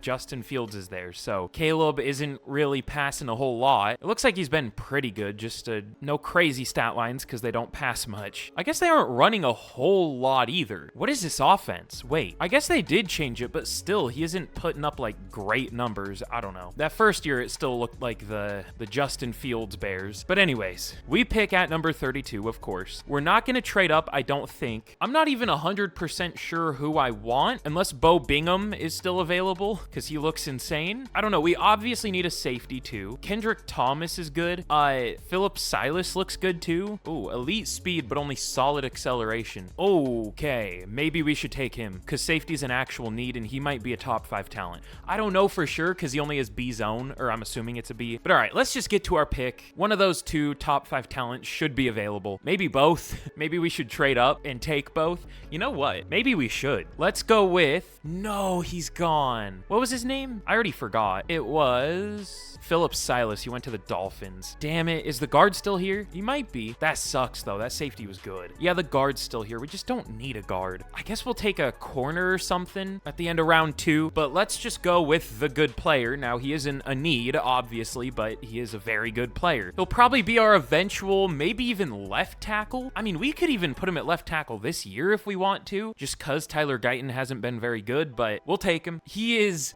the best player in the class. Got him with the last pick in the first round. He doesn't even look that crazy though, but he is listed as a pass protector, so I guess he must have like insane pass blocking stats. As always, his face doesn't look like the guy who's standing there. Certified EA moment, the 40 millionth of this rebuild, but that was a very good pick. Now, do we want to trade up here? I mean, we could. There are some good corners, but I think at least one of these guys will be available at the end of the second, maybe a few. So we pick at 64 in the second round, obviously. I don't know why I even felt like saying that. That was just obvious. Okay, both of the projected first round corners, first round talent corners, not projected. They're both still here. Ooh, wait. Troy Hall, speed check. Okay, we might have to take him. Doesn't have the best awareness. That's his only flaw, but A-man, B-press, B-zone, C player ec, which is basically an A for corners, as I always say. Let's see, do one of these first round guys have like elite speed or something? Great speed, elite excel, but only D player ec and B-man. And then Jalen Strong. Wasn't there a receiver named Jalen Strong? Like a Texans receiver? I don't know. Solid speed, but elite excel. He doesn't look as good. So let's go with Troy Hall out of Texas A&M. I don't know if he'll be a great safety. I mean, he does have good strength, but not the best tackling or awareness, but we'll still take him. Ranked 21, got him at 64, so maybe one of those other corners would have been better, but still, hidden dev, only 21 years old, not much to complain about there. I mean, we could even take another corner if we wanted to. I don't know if I want to, because we kind of need a linebacker, but I mean, the strategy of taking just the good players has worked out pretty well. Oh, we have so many corners though. Okay, we're good there. Let's either look for a linebacker or maybe a pass rusher, but we're not going to find a good one here, more than likely. Let's see, are there any good linebackers? Yup, the guy I focus scouted, Eric Lyons, first to second round talent. Kyle Freeman also looks good. What's your speed? Great speed, great acceleration. Ooh, wait a minute. I don't know if he's better than Lyons, but I think we might be able to get both. Maybe not. I don't know. It's going to be close. I think we should just go with the better player, just in case he does get taken. We'll go with Lyons. Honestly, he doesn't look amazing, though. He has good awareness and a good pursuit and play rec, but only 4.64 speed. Yeah, we'll still take him. Ranked 48, got him at 96. Normal dev. He's fine. I think I'll take another linebacker, because we kind of do need two. We lost both of ours. Let's see. Kurt Samuel looks solid. A zone, A awareness. Great speed. Sure. Yeah, he's fine. No dev trait, though. Whatever. I'll simulate the rest of this out, and we will see how we did. This felt like a good draft. I mean, we got the best player in the class. It's always a decent draft when you do that. Okay. Bo Bingham is an 85 overall. Pretty good pick there. Hidden dev. This team, man, we have built something special here. This might be the best team I've ever built. I know I've said that a million times, but in terms of performance, in terms of how good it is on paper, and how good it should still be in the future, like, this team is crazy. We don't really have any weaknesses anymore. We're good. Troy Hall, that was a really good pick. I mean, first round talent at the very end of the second. Don't know where he's gonna play or if he'll even play at all. He might. He'll probably be our fourth corner, but we'll see. He could be our starting free safety. We'll see who goes down the least if we move him to safety from corner. But Eric Lyons, 75 overall. That was a good pick. He's better than I expected. I guess he was ranked 48, but I think he'll start at outside linebacker for us. And then Kurt Samuel's a 72, and big surprise, the CPU picked a safety and a running back. Has it not picked a running back for a year here? Like, we're fine. I mean, we need a starter, but it hasn't really picked anyone good enough to start. So if it did, I wouldn't complain, but it hasn't. There were some good QBs. Bryce Bradshaw, 82. Devin DeMarco. Almost called him Kevin DeMarco. Is that a person? No, but that name sounds familiar for some reason. I don't know. There was a really good tight end, good safety. This was a good draft. And of course, we happened to get the best player, because I'm the best drafter of all time, definitely. Drafting in this game takes a ton of skill, especially when it tells you exactly how good the players are going to be. Well, not exactly, but like, if you see a top 5 talent, you're taking the top 5 talent. But heading into the season, we are a 91 overall now, a 95 offense, 88 defense. This team is insane. I say that a lot, I know, but it is. We easily have the best team in the league, I would assume at least. We're not a very good scheme fit on offense, but whatever, I don't really care. The defense could have some issues this year. I mean, it's really good, But, I mean, it was bad last year for some reason, so who knows? We'll see what happens. Micah Parsons is basically 103 overall. He's a maxed out 99 with 4 upgrades, so that's insane. I might move him to like outside linebacker so we can spend those upgrades. Would that do much? It's gonna mess up my depth chart, whatever. Can I even spend those upgrades here? Oh yeah, pass coverage. Sometimes it tells you you don't have enough skills to purchase this bucket or whatever, which is annoying. Oh, it spent all of them, okay. But I guess the problem this year is, will all of our players that are getting older still play as well as they have been? Like Dak Prescott is 35, 36, down to an 84, but I mean, he's still coming off of, I mean, just look at these stats. He hasn't had lower than 40 passing touchdowns in a year here. He's never hit 40 in real life. Like, 2K, please save us. And we'll see if Najee does as well as he has been. We didn't get a new running back this year. I kind of forgot that that was an issue, but he still did well last year. So, I mean, until he actually does slow down stats-wise, we won't replace him. He did go down to a 78, which is what I expected, so that's tough. But, I mean, this team is just too good for any other roster in the league, really. I don't know if we are still the highest overall, but I would assume we are. The Raiders are an 89. Same with the 49ers. The Chiefs are a 90. We're actually not like far and away the best team. The Bucks are a 90. The Bengals are a 91. We're not the highest overall. I mean, we are. We're tied for it, but the Bengals caught us. I mean, I guess we did lose some free agents, but we kind of replaced them. We should develop up to being the highest overall team again, though. We do have quite a few young starters. We'll see, though. But let's get to the midseason point of year 6, and we will see how we do. Can't wait to be 2-5 randomly. I feel like it's going to be one of those years. I hope not, but I have that feeling. Okay, no, we are 6-1 at the midseason. Now, again, our defense sucks. I don't know why, but our offense is just easily the best in the league, it looks like. But what's going on with our defense now? Is it sacks? Micah Parsons has 8 sacks. Ooh, Glover already has 4.5, but Ware only has 2. Oh, and we only have 3 picks on the year. What happened? We were looking so good. I don't even know what to change about our defense. Like, it looks like everybody's playing well. Has anyone allowed, like, I guess it doesn't tell you if they've allowed a lot of yards. I wish it did, but I'm sure the game just doesn't have the logic to do that. It doesn't look like Hutchins is doing great at free safety. No picks, only 2 pass deflections. Bland isn't, I mean, he at least has a pick, but only 1 pass deflection. I don't know if any of that's bench worthy, maybe Hutchins, but he's kind of been a disappointment. I mean, he was supposed to be like the next 99 overall, or no, I'm thinking of Clifton, never mind. I mean, still, I guess the same deal with him. Let's start Hall over Clifton for the rest of the year, I guess. Not that that's really gonna fix things here, I don't think, but might as well try something new. And we just don't really have anyone to put in for Ware. I guess we could try Curran. I don't know how much better he'll do, though. It looks like he hasn't played at all. And we'll just leave it. Maybe Ware can bounce back. We'll see. But we have some re-signings. I mean, I don't know why I'm so negative. We're 6-1, but our defense definitely should be better. But Will Murray, we finally have to pay him, and he wants a decent amount of money. 4 years, 120 mil. He doesn't take it. And then we also have Deron Bland, Steve Aiken, who we can't really afford to bring back, I don't think. Jerome Hutchins, so we're gonna need a new free safety, but we still have about 1 billion corners, so we should be fine. And then backups most. Oh, Dak Prescott, Najee Harris. Oh, Dak is extremely cheap, despite playing like a borderline MVP. Sure, whatever. Again, overall means nothing in this game. He's the 26 ranked quarterback, and he's playing like a 99 overall. I mean, we'll re-sign him for sure. We'll go 2 years, 17 mil. He takes it, but we'll worry about the rest of these at the end of the year. I mean, we don't have a lot of money. Once again, it's been the case forever now, but we've still survived. Eventually, it might catch up to us, but it hasn't yet, so we'll keep doing the same thing until it does. But let's get to the end of the year, and let's hope we end up being good. Okay, we finish 13-4 once again. No first round bye though. Maybe the Bengals got it. I mean, that's what I would hope, if anyone, but they were 4-3 at the midseason, so probably not. It was the Raiders. Okay, that's fair. They were a good team too. I mean, not as good as us, but, or no, that's AFC. I'm stupid. Both of those teams are AFC. It was the Falcons. I'm really smart, by the way. What did the Bengals end up finishing? 9-8 with a 91 overall team at the start of the year. That's cool.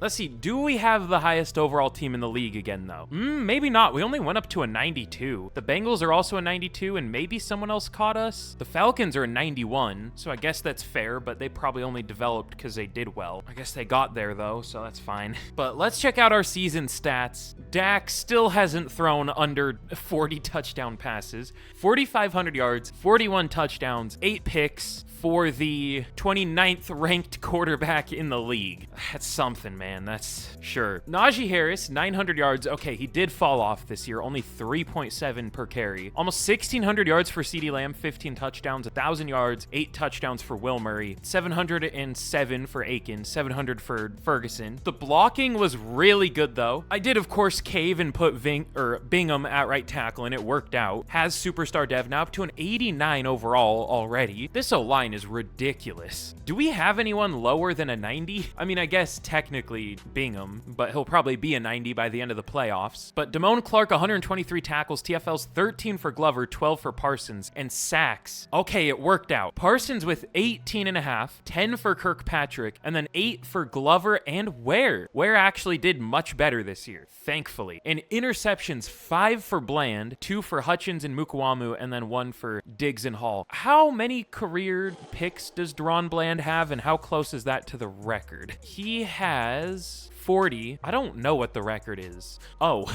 Paul Krause with 81. Okay, he has a ways to go. 80, that might be the craziest, like, career total out of any of these. I mean, these are all crazy, obviously, but 81 interceptions. I mean, to be fair, this is when quarterbacks, like, smoked crack on the sideline. So they weren't exactly the best, but still. Oh yeah, and I almost forgot to check yearly awards. Will we finally win another MVP with Dak? I mean, he's been playing like an MVP. We do finally get another. He wins MVP here. This Rashawn Hilton guy's been really good for the Raiders. It's rare to find a Madden-generated QB that actually does well, or at least as well as the real-life guys. But there are 2 up here. Other than that, it's all the old guys at this point. Jalen Hurts on the Falcons. That's something. That's the only quarterback that's changed teams, though. I thought I said Josh Allen went to free agency. They must have re-signed him. I don't know. But Offensive Player of the Year, Amon-Ra St. Brown wins it. CeeDee Lamb at number 2. Still, like, almost all real-life players.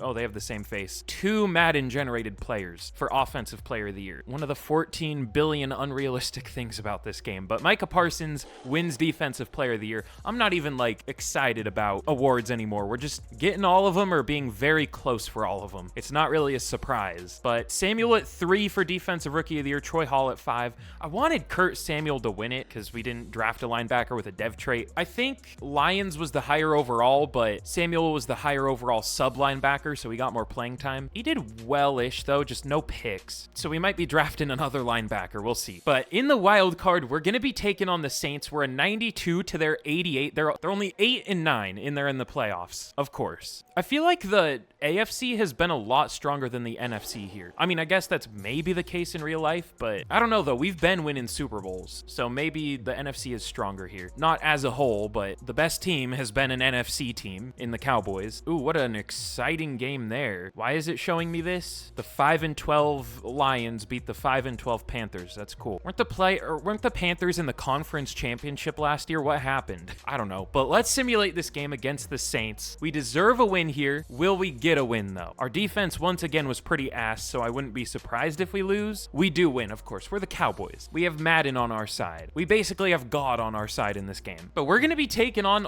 the only 87 overall Arizona Cardinals. Their logo looks pretty cool. How they did it, like the not embossed metal. Is that what it's called? I don't know. How it's all puffed out like that. That looks cool. They low-key just have an underrated logo in general. I really like that one. I don't know why. All right, I'm yapping again. Let's simulate this game against the Cardinals and let's see what happens here. I feel like we've faced them a few times in the playoffs already, but we do beat them. What was the score? Oh, so it won't show me the score of the playoff game we were just in, but it'll give us... Did it? Am I just blind? Nope. But a couple weeks ago, it showed me the score of a game between 2 5-12 teams. Love that. What was the score? Why'd I go to standings? We won 26-20. We won the wild card 42-17.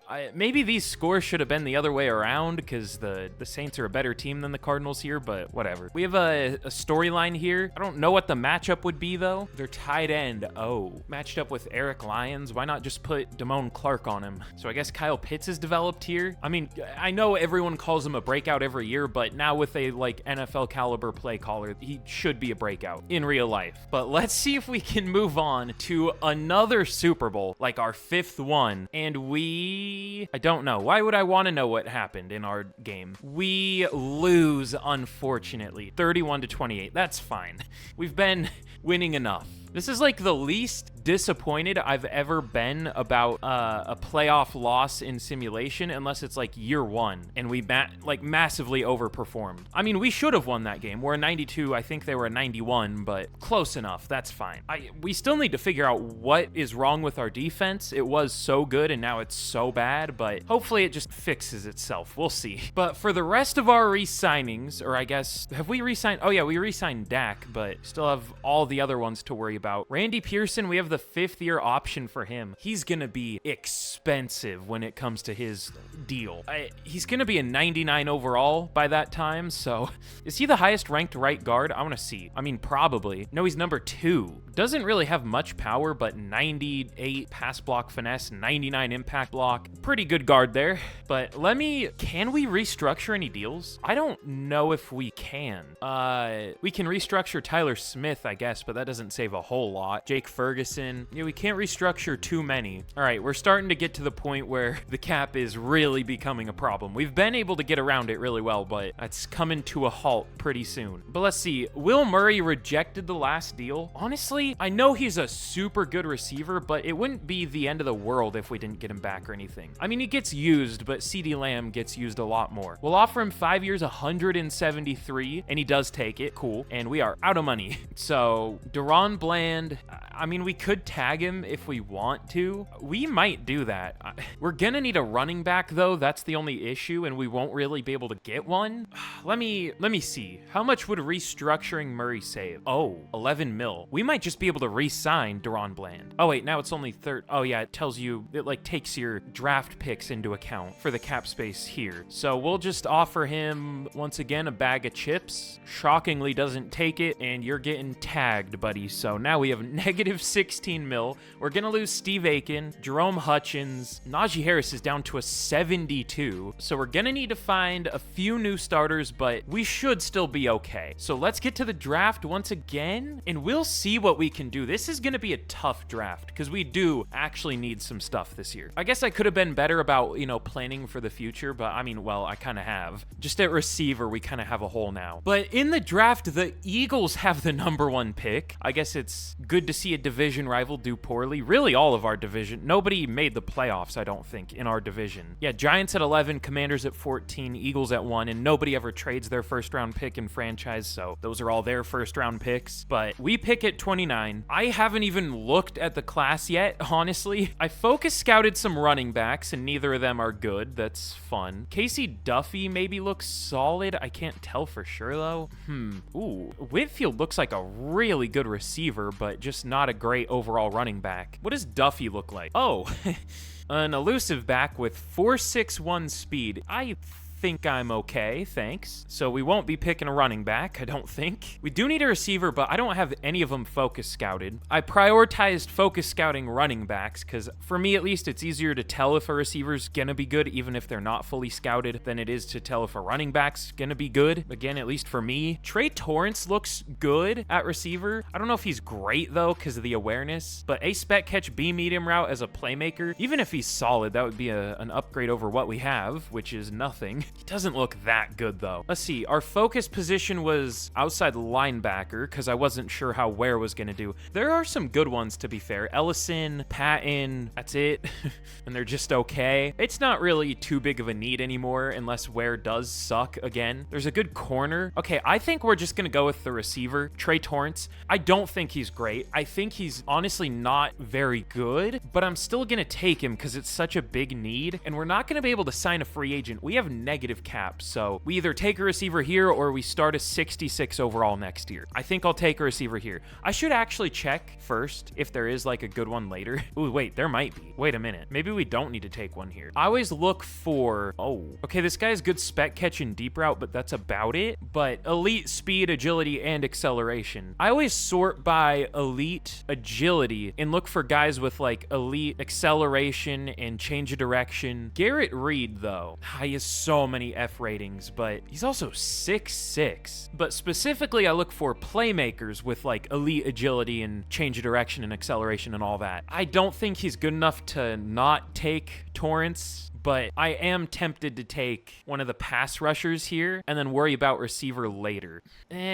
We'll just take the receiver. Trey Torrance. It took a long time to, you know, just do what I was going to do anyways, but we also found those receivers later that we're probably going to take. So Torrance, I think he's mid. No, he isn't. Okay, I'm glad I did that then. Ranked 17, got him at 29. Just no dev trade, of course, because he's a playmaker receiver. He actually has a different face than the one we see every time. Didn't really look like his picture. Had different hair, I think, but whatever. At least it was different. But here, let's go with a corner, I think. Well, this safety actually looks solid, too. What we do need is a safety, so maybe not. Okay, C to F, man, player and no, okay, never mind. He might be okay, but not good. Let's just go with the corner. Are one of the pass rushers still here? No. Okay, we will just go with the corner. I mean, we have so many, but like, again, as I always say, if you can find a good player, take a good player. First round talent, sure. Ranked number 9, a top 10 talent. I wish it told you top 10 talent. That's a lot of T's in that sentence, but I don't know why it doesn't differentiate. Like 21 and 6 will show up as the same ranking. They'll both show up as just first round, so I don't know. I really haven't been trading down much, but I mean, we've been taking good players, so why switch it up? But let's see, should I reach on one of those receivers? There's some good route runners, good short route runners, good slot receivers. What does Tavares Allen look like? Not very good. Okay, cool. Let's go with Akeem Johnson. Ranked 60, got him at 93. Hidden dev, we'll take it. Should I go with another one or would that be overkill? I might. This is gonna be like the longest video I've ever done. We should take a running back, but honestly, like,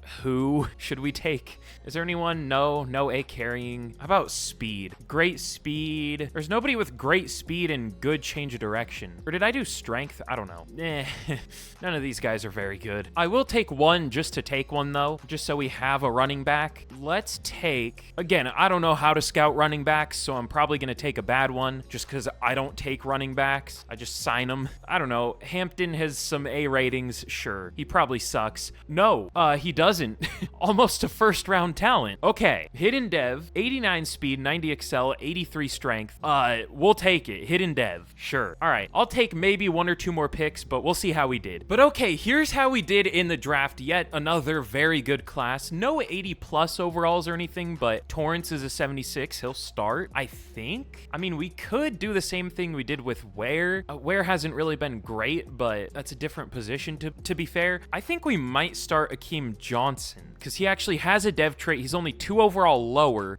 We might. We'll see. But Rashad Baker, 79 overall, of course, hidden dev. I think we only drafted hidden devs other than our first round pick because Avery Hampton, of course, hidden dev, 75 overall, 89 carrying, 83 vision, 86 trucking, good player. But Darian Wood, we ended up getting the other receivers too. 99 speed, 99 agility, 97 excel, 83 spec catch, 76 deep route. Solid pick. I mean, he's a fine receiver. He's whatever. He was ranked to like 146 and we got him at like 157 or something. I don't know. But hidden dev with 99 speed is pretty fun, at least. And then my last pick, Garrett Reed, 72 overall, hidden dev, of course, 6'6", 95 agility, 94 excel. There's my tip of the video. Look for like elite agility and acceleration receivers. Maybe they won't always be great, but I mean, all the guys we took had a dev trait, so I don't know. And then I'm proud of the CPU. It didn't pick a running back or a linebacker. It picked a defensive tackle, which we have like 12 of. Oh, he at least has hidden dev. We literally only got hidden dev other than Torrance. That's crazy. But let's get into year 7, coming down to the end of this thing. We already have 3 Super Bowl wins. Let's see if we can get some more. But okay, here's how the team is looking. Heading into year 7, ignore the negative morale. I clicked a scenario and it timed out before I could click anything and it said there won't be a battle again. So we have negative 10 morale, but I don't think that does anything in simulation. simulation, thankfully. I mean, it probably does, but I don't know. Being a lower overall feels like an advantage sometimes, so we'll take it. But we're a 91 overall. We are very good. I mean, we haven't been below a 90 overall heading into a year in I don't even know how long. This team is, I don't want to say this team is insane again, but this team is insane. Now, the cap is finally, you know, caught up to us a little bit. We have like negative 12 mil still or something, so we aren't really able to fill out the depth, but our starters are still really good. Our depth just isn't as good anymore, but we do have some good backups like Baker at corner and Smith, and there's some solid backups, just not many. We're very thin, but we'll see how Hampton does at running back this year. If anything is gonna, you know, ruin us this year, it could be running back. He did have 4 yards per carry in the preseason, but it is the preseason, I guess. He'll probably end up with like 3.4, 3.2 yards per carry, which is it's a little worse than Najee did last year, but he's gonna develop at least, unlike Najee. But all right, y'all know the team by this point. I think the plan for the offseason is probably gonna be to find another pass rusher if we have the money. We'll try to sign one, unless Ware really does well this year, which he could. I just don't have much faith. And then possibly sign a running back. Again, if we have the money. But let's get to the midseason point, and I hope we do well once again. We're still overdue for like a massive underperformance. We're also overdue for like 15-2, 16-1 type season. Like, we've been the best overall team for a long time, but we'll see what happens. But okay, still no underperformance. We are 5-2 at the midseason, which is arguably underperforming for being a 93 overall. I will check where that ranks in the league, of course, for the millionth time. Ooh, the Raiders are a 91. Oh yeah, because they have that like MVP caliber QB now. The Falcons are a 90, Chiefs are a 91, Bucks are a 90. So we're still the highest overall team in the league by 2 overall. I guess we have been undefeated at the midseason once, but I don't know. I guess that's nitpicky. We've already won 3 Super Bowls. We'll take it. We're doing so much better than we usually do in simulation. But something concerning this year. I already checked what our upcoming contracts are before the year when I was setting my focus position. And we have Cooper Beebe. We have both starting D tackles, Manny Kirkpatrick and Lawrence Glover. And we also have George Clifton, Deron Bland, and Trayvon Diggs, all 3 of our starting corners, and only 39 mil to work with. So, goodbye to our defense, I guess. Not like it's been good anyways, but now it's gonna be even worse. We'll re-sign Cooper Beebe to at least, you know, try to keep the offense good. 3 years, 45 mil. He takes it. But how good has Clifton been, like, stats-wise? He has 2 career total picks. He was honestly pretty nice the first couple years, but it looks like he's on pace to have a decent year, but year 3 wasn't great for him. Should we re-sign him? Should we go Bland? Should we not re-sign a corner at all, and should we go with, like, Kirkpatrick? Maybe we should go Kirkpatrick. 6.5 sacks, 10 sacks. He had 9 sacks his rookie year, 6 so far this year. That's probably the move. I'll even go 4 years till the end of the rebuild, 4 years, 73. He takes it, and once again, we're gonna have to wait until the end of the year to see who we can bring back, because we are out of money. But at least we got 2 important players back, keeping the trenches together mostly. I'm gonna put defensive end as our focus position. We're gonna take a defensive tackle this year. Maybe I should have gone corner, though, because I don't know if we're gonna be able to bring any of our corners back. We should, though, because we have 4 good ones. We're probably gonna lose Bland and Diggs because they're older. We'll see, though. But let's once again get to the end of the year, and we will see how we do. But okay, we only end up going 11-6. Should we try a new defensive playbook? I don't know. I'm always scared to use a new defensive playbook because it usually doesn't go well. I like the Bills, and I'm aware that sometimes it works and sometimes it doesn't, but whenever I try a new defensive playbook, it just doesn't work. So I think we'll stick with the Bills for now. I know I appreciate y'all trying to help and telling me good defensive playbooks. I know I ask, but I just don't know if I want to try one. It never goes well. But Dak finally had under 40 passing touchdowns. 4,500 yards, 36 touchdowns, which is still insane. Still pretty much as high as he's ever had in real life. I think he had, 37 one year. 10 interceptions, 73. Is he like the all-time completion percentage leader? Has he had below like 71? He had 71 year, but also had 46 passing touchdowns that year. He's never had 70% in real life. I guess he had 69 one year, but this is something, man. But Avery Hampton, good call. I said like 3 3.4 or 3.2 yards per carry, and he had 3.3 right in between. Only 661 yards, though. We really didn't run that much at all. I mean, I guess we were kind of split. I maybe should have, remembered to put Hampton as the main guy for receiving and power. Oh, wait. He is superstar dev. I mean, I'm not that excited because it's going to be hard for him to, start playing well. But I guess if he gets up to a good enough overall, he can. We'll see. Maybe he'll win Offensive Rookie of the Year because there are probably not many rookies playing anymore. But CeeDee Lamb, 1,500 yards, 17 touchdowns. This might be the first year we've had 3 1,000-yard receivers. Will Murray, 1,000 yards, 3 touchdowns, and Akeem Johnson as a rookie, 1,000 yards and 7 touchdowns. So no, Hampton won't be winning Offensive Rookie of the Year. If anyone, it's going to be Akeem Johnson. We'll see if he does. And then I always skip over Ferguson. I mean, he's been about 700-800 yards every year. He's been really good. Just nothing too notable. But Tyler Guyton, 9 sacks allowed. Other than that, the blocking was really good. Damone Clark, 112 tackles, 18 TFLs for Ware led the team, 16 for Kirkpatrick, 15 for Glover, 13 for Parsons, and sacks. 24 for Micah Parsons for the third time? He had 24, 24, 23 and a half. This game, man. Jesus. 16 sacks for Manny Kirkpatrick. He was a monster this year. I honestly thought he was going to do the thing where we re-sign him and then he starts to play bad, but he definitely didn't. And then 9 sacks for Ware. He still no 10 sack years, but he's getting there. Really good season this year. We'll take it. Definitely not living up to how DeMarcus Lawrence was playing, but it would be hard to do that. And then 5 sacks for Lawrence Glover, but picks. This is the downside of the Bills' defensive playbook. It's good for sacks. That's why I like it, but you have years where you don't get many interceptions. 2 for Diggs, 2 for Baker, and 1 for Samuel, and that's it. We had 5 total picks with Trayvon Diggs in the secondary. Deron Bland had 0. That's fun. But yearly awards, MVP goes to Joe Burrow, Dak at number 3. Offensive Player of the Year goes to Kenneth Walker, CeeDee Lamb at number 2. He's starting to get cucked a lot. He's getting number 2. Dak at number 5. Defensive Player of the Year goes to Micah Parsons for the millionth time. We'll take it. Braylon Trice up here. That's interesting. Finally, more generated players showing up here. It was about 50-50. Real and fake players, but Offensive Rookie of the Year does go to Akeem Johnson, Avery Hampton at 3, and Rashad Baker at 7 for Defensive Rookie of the Year. So, good year, but we should have been much better than 11-6. What was our big issue? Was it just the interceptions that held us back, or was there something else? Probably our pass D as a whole, I would guess. Where do I check that? It wasn't really our pass D, it was our run D. I mean, it's not like we have crazy linebackers, but we have good ones and good D tackles. Ware's a big-bodied D end, right? He's 268. That's pretty big. I don't know. This team should be able to stop the run, but whatever. But we're going to be taking on the Packers in the wild card here. So let's just simulate this out. Honestly, I've kind of stopped caring about storylines. I guess I should.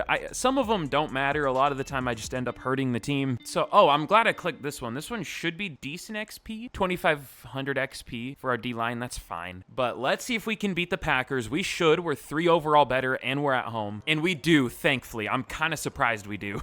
I thought for sure we were going to lose. Does it show the score? No. We won 35-25. We'll take it. Now in the divisional against the Falcons at 13-4. We're 3 overall better than them. We went up to a 94 after that Packers game. But we have a message here from our defensive coordinator. This will probably be a matchup one, right? Yeah. I don't know, maybe Braylon Trice? Oh, it's one of the... I couldn't find any obvious one-on-one matchups. I didn't know if those still existed. We went from that being the only, message that came up in these storylines to not seeing it for this entire rebuild, so I wasn't sure. The Falcons were really good this year. They actually had the best defense in the league, despite being an overall lower than ours, and ours being number 13. But let's see if we can move on to another conference championship here. I don't know if we will. It's the Falcons. We don't. We lose. It's not going to tell us, is it? I guess I could just check the playoff bracket, and that would be quicker than scrolling over there. Oops. We lose 17-38. That's tough. We shouldn't have gotten beaten at all. We should have won that because we were the better team, but we definitely shouldn't have gotten blown out. Is that a blowout? Yeah, it's exactly 21, so whatever. But let's get into the offseason, coming down to the end here. I think I already said that, but whatever. I repeat myself a lot if you couldn't tell. But this is gonna be another tough offseason.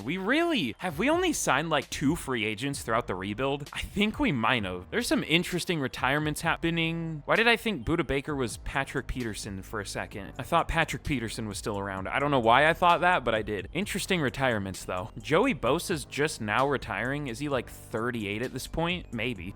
But let's see who we can re-sign. I'm getting there on thinking about changing the defensive playbook. I don't know, because a lot of the time it, again, just doesn't go well when I change it, but we'll see. This is the, 4th year in a row I've seen Josh Allen say he's not coming back, but he's still been on the Bills.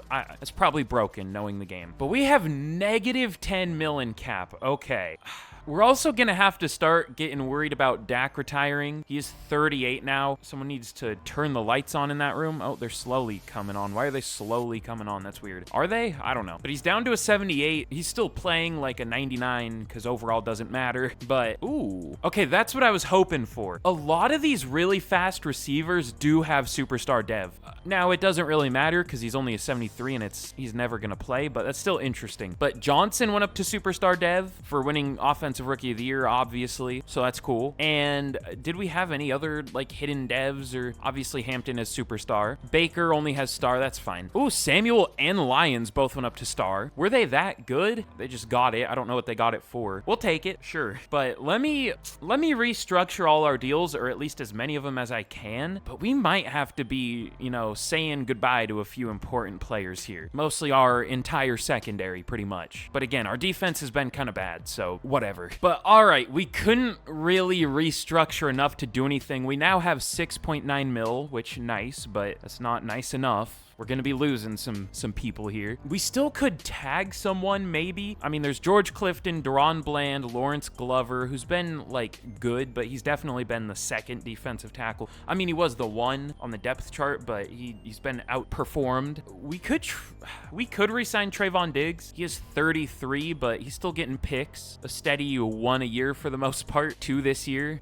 Should we re-sign him? I guess we could. I mean, what we could do is re-sign him and tag Clifton and still have a good secondary. Should we do that? I mean, we could even tag Bland if we want to. It's just he's 32. He had 5 picks a couple years ago, but none this year. How did Clifton do? No picks. Yeah, if we're going to keep someone, it's probably going to be Bland. Okay, let's re-sign Diggs. 1 year, 5.7 mil. He doesn't take it. Okay, well, that ruins my plan then. I wouldn't tag him. All right, let's offer Bland a super fair offer, and let's tag him. So we're once again gonna have negative 20 something mil in cap, but it's all part of the process. It's been working, but it's slowly not working anymore. Eventually, we're just gonna probably have to gut the team a little bit, but it worked for a while. But in the draft, we pick at number 27, and we'll have to see what we want to do here. There are a lot of things we could do. I don't know if I want to spoil what the upcoming contracts are for next year, but it's looking rough. I am almost tempted to trade this pick down, though, for the first time in this rebuild,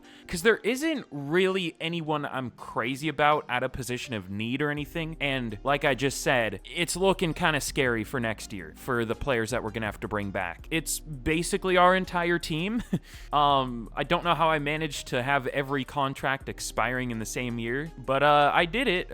I'm not happy about it, but it happened. Let's see. Not that we really need a safety, but Adonis Brackens looks pretty good. There are also some good D linemen, but mostly later in the draft. I guess Dom Gregory's probably going to go some point round 2, but Dalton Terrell, 1st to 2nd round talent. And let's see, I don't really see any crazy good linemen this year.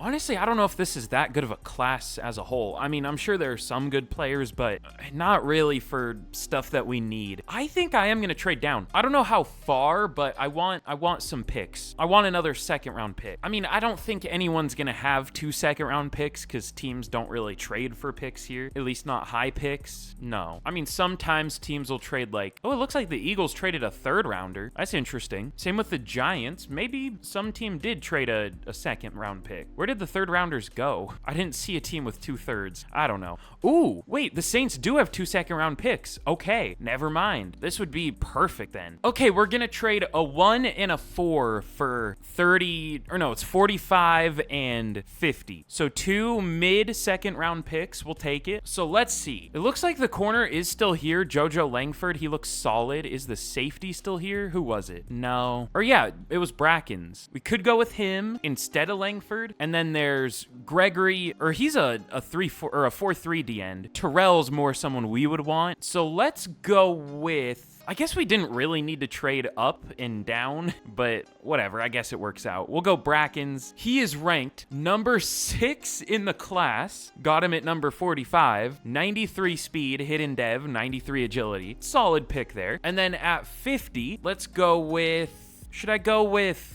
Gregory just for fun? I could. Or Morton or something. I don't know. I don't know if Gregory's great, but sure. Ranked 39, got him at 50. It says excellent. What? It said excellent pick for second. Now it says good pick, which is fair, but he has hidden dev, so that's cool. I don't know if we're going to be able to re-sign Ware, so I guess he could be a starter next year, unfortunately. And then at 59, let's go with, oh, I thought he was gone. Dalton Terrell out of Oklahoma State, first to second round talent. We'll move him to defensive tackle where he'll obviously go up even more. Ranked 32, got him at 59. No dev trait though. Damn it, man. But we're doing good. We're looking good. I think this might be the last pick I'm going to show / take. We have a lot of needs still. I don't know if there's anybody great here. Well, we don't have any needs right now, but we will next year. Probably on the O-line more specifically. I'll just show who we could be losing next year. So we are going to have Dak Prescott, Brian Kern, who's a backup but a good backup, Israel Mukuamu, Taylor Ware, Randy Pearson, Jake Ferguson, Damone Clark, CeeDee Lamb, Micah Parsons, Tyler Guyton, Tyler Smith, and Deron Bland. Literally, like, all of our good players are going to be due for contracts. And I don't know how many of them we're going to be able to afford. I don't know how it's going to go.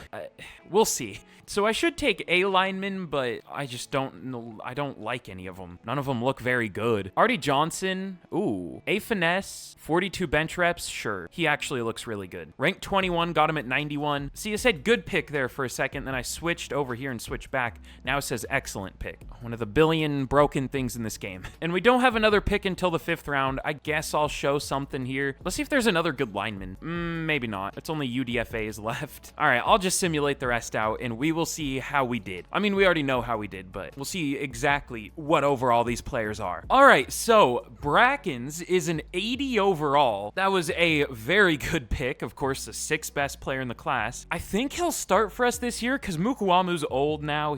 I think he's like a 78 overall, so he'll get replaced. We'll see how Brackens does. I don't know. Every safety kind of plays like garbage in Madden, so it would be hard for him to do too well, but hopefully he at least has a good dev trait. I don't know. But Gregory, 75 overall. He's a good player, of course, has a dev trait. But Terrell, 75 at defensive end, but what's he going to be at D tackle? Probably a 77. He is a 77. Okay, so that was a good pick. And then Artie Johnson is also a 77. Oops. So he'll probably start for us next year. I mean, it depends on which players we can bring back, obviously. I guess we'll see. I don't know. But we actually got pretty lucky with who the CPU picked. Connor Hawkins, a 74 overall center, hidden dev. That was a very good pick. The first actually useful CPU pick of the rebuild. So that's good. I mean, he's not even useful yet. And honestly, he might never be useful if we do, manage to keep 4 of our current linemen, but we'll see. And then it picked 2 garbage players, but whatever. It was the 6th and 7th rounds. But let's get into year number 8 and we will see how we're looking.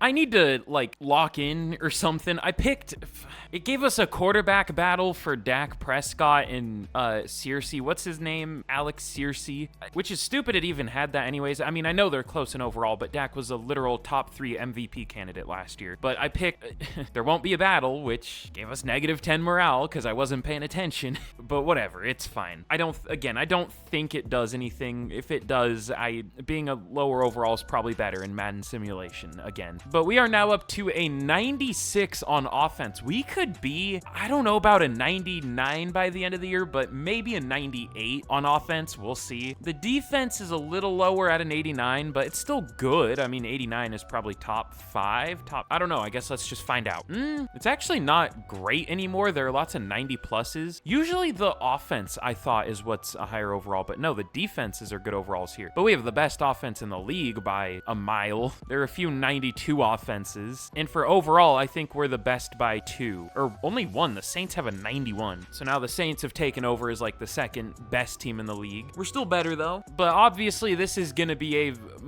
maybe our most interesting year in a while, because we don't know who's going to be on the team next year. This could be a wildly different offense at the start of next year, especially if Dak does retire, which he very well could, probably will, but we'll try to make it one last amazing offense. I don't know how our defense is going to do, but we'll see. Hopefully the offense is good. All right, I'm sick of seeing the 64% though. Let's switch, or maybe that's the best scheme fit we have. Okay, never mind. We don't really fit any playbook or schemes, but let's get to the mid-season point and we will see how we do in year number 8. All right, we are 6-1 at the mid-season, up to a 93 overall. Still, our defense is just like whatever. It should be a lot. I mean, I guess it isn't like the highest overall. There were a lot of teams better, but I don't know. Even when it was one of the best overall defenses, it didn't play super well. But our offense should be the best in the league, and it's close, but not there. I don't know. We'll take being 6-1. Just one loss is fine, but I'm scared to click it. We already know what's gonna be here, what's waiting for us. Okay, we at least have 202 mil, but we have to re-sign Randy Pearson, Taylor Ware, CeeDee Lamb, Tyler Guyton, Micah Parsons, Deron Bland, Tyler Smith, Damone Clark, Jake Ferguson, Israel Mukuamu, I moved to corner, so I guess he's a starter too. Dak, yeah, that's fun. We'll start with Dak. We'll go 2 years. He's,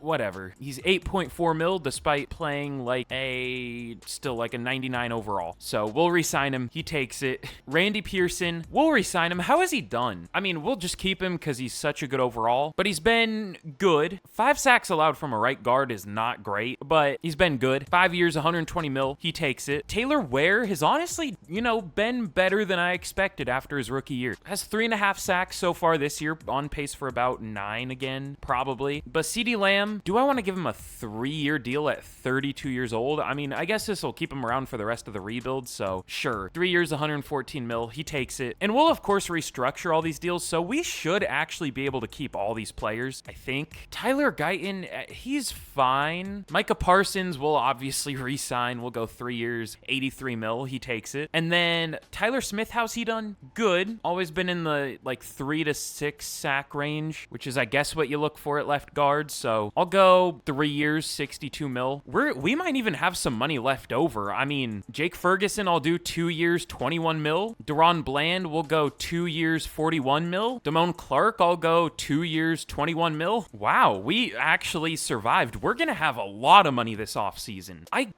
I'm still undecided on these two because Taylor Ware's been solid, but he hasn't been great. And Tyler Guyton, same deal. He's been great a few years, but he's also been bad a few years. So we'll check at the end of the year, but we should have a lot of money after we restructure all of our deals. So I'm excited. This will be our, first big off season of the entire rebuild. I don't know what I'm going to set our focus position as because we don't need, I guess, D tackle, but we don't really need D tackles either. Whatever. No, I lied. I don't like taking D tackles. It's usually better to go with defensive ends. We'll just go O-line. That's fine. But let's get to the end of the year and we will see how we end up doing in year number 8. Okay, we finish 11-6 in year number 9 or year number 8. The Falcons made the playoffs at 7-10, it looks like. All right. This defense, I don't know what happened. It was so good, and now it just isn't. And even our offense has been good, but it's been easily the highest overall in the league for a while, and it's been first a few times, but it hasn't in a few years. I don't know, we're starting to underperform. I feel like this always happens at the end of rebuilds, or, specifically 10-year rebuilds. Is Patrick Mahomes on the Cardinals now? That's something, but let's see what happened. Dak, okay, he's starting to play more like his overall. I mean, still better than than the like 30-something ranked QB. 45th, okay. So he's still playing much better than where he's ranked in terms of overall, but slowing down a little bit. Still a crazy amount of yards though, and a really good completion percentage. But Hampton was decent, 1,000 yards and 18 touchdowns, but only 3.8 per carry. That's fine. The touchdowns are good, but 1,650 yards for CeeDee Lamb, 15 touchdowns. Almost 1,000 for Akeem Johnson, 6 touchdowns. 900 for Murray, 800 for Ferguson. We'll see if we need to draft a new QB this year, by the way. We might have to. But, ooh, okay, I'm glad I didn't re-sign Tyler Guyton. He allowed 13 sacks, so we'll find a new left tackle. But the rest of the line did well. Cooper Beebe wasn't very good, but the rest of the line was. And then Damone Clark, 102 tackles, TFLs, 18 for Kirkpatrick, 17 for Parsons, 11 for Terrell as a rookie, and sacks, 23 for Micah Parsons, 11.5 for Manny Kirkpatrick, 8 for Taylor Ware. We'll take it. Only 2 for Terrell as a rookie, but I mean, these two mostly carried it. But Kurt Samuel and Damone Clark, it's really hard to not call Kurt Samuel Curtis Samuel, but 3 picks for those two, 2 for Bland, and then 1 for a couple players. So good year, but we should have, again, been better. Damn, Dak almost wasn't even up here for MVP. Number 8. Lamar wins it. Mahomes on the Cardinals at number 2. Something. But Offensive Player of the Year goes to CeeDee Lamb. Also, Dak at number 10. But Defensive Player of the Year goes to Micah Parsons for like the billionth time. We'll take it. Feels good to be us for a change. Manny Kirkpatrick at number 9. And then, Mitchell Gold at number 10 for Offensive Rookie of the Year. Don't know who that is. I think he might be the number 2 tight end. And then Defensive Rookie of the Year goes to Picasso Reynolds for the Eagles. Sure. Dalton Terrell at 3. I wish he would have won it, but oh well. Adonis Brackens all the way down at 8. We'll see what his dev trade is. He could have a good one because he was a really good overall. Was he our only hidden? No, we had a few. We had, the backup lineman, but we won't know that yet. We don't know Gregory's yet. And Brackens does have Superstar. That's cool. We'll take it. Again, I can't be too excited because safeties in Madden are just always terrible. They just don't get picks or pass deflections. But we're coming off of a 30-17 loss against the Commanders, so that's not fun. But we're going to be taking on the Bears here. We are a 94 overall to their 87. If we don't wipe the floor with them, I'm going to be pissed. We should absolutely just embarrass them. Embarrass them. That's hilarious. I didn't mean to do that. I'm super funny, by the way. Like, this game should not be close. It will be. We'll probably lose it. I'm getting into the frustration of 10-year rebuilds. We're getting to that point where we should have, even more Super Bowls by this point because we've been the highest overall team in the league forever. But at least we've already gotten 3. That's pretty good in 8 years. I think we'll take that. But let's see what happens against the Bears. I need to do something to, like, my color settings in my recording because I'm looking and it makes the orange look red. I don't love that, but whatever. But let's see if we can beat the Bears. And we do? Okay, we do, thankfully. Don't know what the score was. We won 27-14. We'll take it. We should have beat them even worse. We are dramatically better than them. And we were at home, but we'll take a win. Now we're going to be facing the Arizona Cardinals, which we've been facing them in the playoffs, and I think we've beat them every time, but they're a little different here. They, of course, have Patrick Mahomes, who, I don't know if you've heard of him, but he's pretty good. He's a decent player. The Cowboys are one of the broken teams in Madden, but the other broken team is basically just whatever team Patrick Mahomes is on. So this is going to be a tough game. We're the better team. Clearly, we're a 94. I'm surprised our offense didn't go up in overall, though, throughout the year. Still only a 96, which I say only. Best in the league by a mile, but, we had some players develop, like Hampton. Pearson hit a 99. Everyone else developed a little bit, but whatever. Let's see if we can beat the Cardinals in the divisional. I don't think we will, but hopefully we will, and we don't. It's hard to be too mad because we've won so many Super Bowls. It's hard to be too mad because he died. He died playing Overwatch. Went out like a real man. But we lost 24-20. At least it was close. That's fine. But now for the rest of our re-signings. Okay, we have less money now. Didn't we have 50 mil left at the midseason when we were done? I don't know, but we'll restructure, of course. We should be able to free up a ton of of money, like I said, through restructuring. Maybe not a whole ton. Ooh, maybe not much at all. Okay, at least a little bit. Should be enough. Okay, we're back up to 51 mil. We'll pick up the 5th year for Bingham. That's 31 mil. That's crazy. It'll probably be even more by this point in real life, a 5th year option for a tackle, but whatever. Taylor Ware will go 3 years. Do we want to re-sign him? Like, he's been good. He just hasn't been great. I mean, what other choice do we really have, though? It could be kind of risky to not have a second edge rusher. We'll let Tyler Guyton go, so I think that does free us up to re-sign Taylor Ware. We'll go 3 years, 37. That's fine. Tyler Guyton, we're letting go. He's just bad in Madden. I mean, well, he had some really good years in terms of, you know, Madden performance, but this last year, he was, even for Madden, this is a bad year. In real life, this would be a terrible year, but in Madden, it's just a bad year. So we'll let everyone here go, but let's get into the, I almost said final free agent class, but we do have next year still. This whole rebuild, it's felt like we've been a year, or I feel like I've been a year behind. I don't know why, but ooh, wait a minute. This is an interesting free agent class. I mean, to be fair, I haven't really seen any free agent classes, at least in like 5 years. We have a big question, which I probably should have checked by now. I just wasn't thinking about it, but is Dak Prescott still here? He is, okay. So we don't need to sign a QB. We probably will next year, but I mean, he was just fine this year. So I mean, we could sign a QB if we really wanted to, but we'll move Bingham to left tackle. And I mean, what do we even want to sign in free agency? We need a tackle, obviously, but we also have Johnson, who's good. He's only 6'2", so I don't know about him playing tackle, but we have 5 good linemen. And then, I mean, we could maybe add another D tackle because Terrell, he had a lot of TFLs last year, but like 2 sacks. We do need a like slot corner. We could also sign Nick Bosa. Oh, okay, maybe not. Well, he's had some good years, but he also had 3.5 sacks in 2030. Yeah, he's really not that good in this game, huh? Simulation, man. Let's see, there is a good corner, Eddie Hubbard. Trent Adkison is a good lineman, but he's not really interested at all. He's done well, though. What should we do? We could get Dexter Lawrence, steal from a division rival, get the guy I confuse with DeMarcus Lawrence. I mean, I don't confuse him, but sometimes I say the wrong name. I mean, he is pretty amazing in this game, obviously in real life, too. I'm sure y'all don't want to hear me praising a division rival, but that could be a huge addition. That could make up for the not lack of pass rush from Ware, but the not greatness of pass rush from Ware. Leonard Taylor's really developed here. Definitely wouldn't in normal Madden rosters, but I have him at like a 70 because I don't know how he didn't get drafted. Must have like character concerns. I don't know. I think he's only like a 61 in the Madden, like regular Madden rosters. They must have been watching a different player. I don't know. But I also might sign Eddie Hubbard. The only thing is it's obviously super easy to draft a good corner, but I mean, maybe we should sign a tackle. Is there a good performing tackle though? Like, how does Darisaw do? I think Christian Darisaw is pretty terrible in this game, right? No, maybe not. I mean, he's had some questionable years, but mostly good. I would like him at right tackle. Tristan Wirfs. Oh, okay, no. He is really good in this game most of the time, just he hasn't been recently, it looks like. Neil Adkins, no thanks. All right, let's sign Darisaw. He'll be our right tackle. Oh, wait, maybe we can't afford him.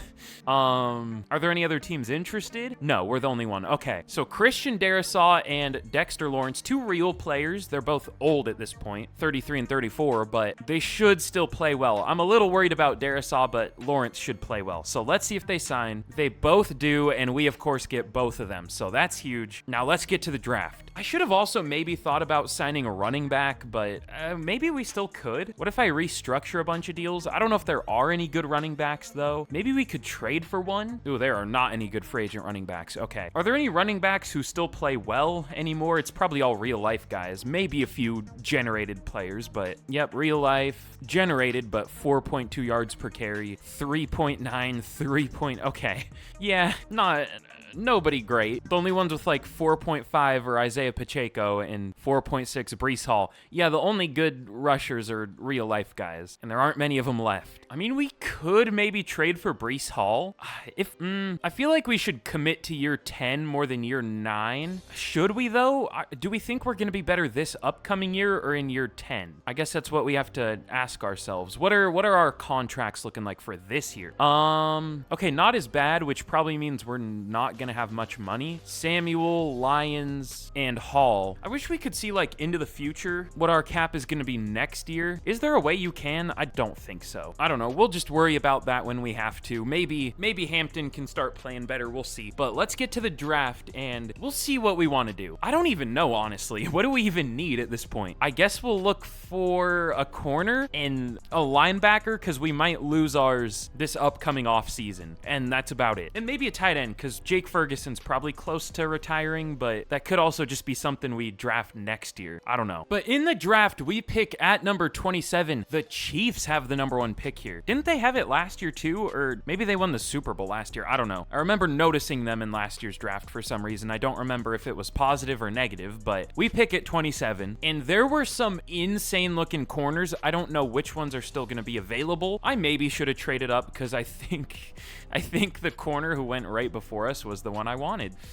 Okay, maybe I should have traded up. Yep, that was him. There were 2 top 5 talents, or at least I'm assuming 2 top 5 talents. Randall Smith was one, and I think Daryl Kemp was the other, or Glenn Bryan. I don't know. There were a few corners taken. Maybe it was, no, it was Garnes, I think. I don't know for sure if he was a top 5 talent, but he had a man and zone and like everything, so I'm assuming he was. So that's tough. Oh, I mean, there's a top 5 talent center still available. We don't need center in the slightest, but y'all know my strategy. If you can find a good player, take the good player. And I mean, like, these corners look good, but I think we can still get Clifford round 2, maybe. If not, I mean, Oliver also looks solid. There's probably a safety. I focus scouted Tovar. He's fine. Nails also looks solid. But all right, let's this is such a pointless pick, but I want the draft to look good on paper, so let's go with Jimmy Robinson. Am I throwing away picks at this point? I mean, well, it's hard to say we're throwing away a pick when we're taking number 4 in the class, but yeah, he looks good. That's a good pick. Crazy, I know. Getting the 4th best player in the class at 27 is good. Don't know what we're gonna do with him, but maybe he'll play somewhere next year. Maybe Darrisaw will retire, and we'll see. But let's take a corner. Clifford is still here, so easy pick there. Only 21 years old. 1st round talent.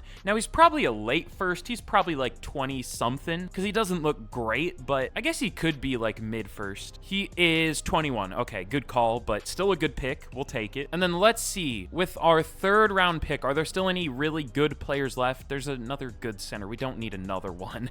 I mean, we could take him though if we really want to, because like, what else are we gonna do? Is there a good tight end?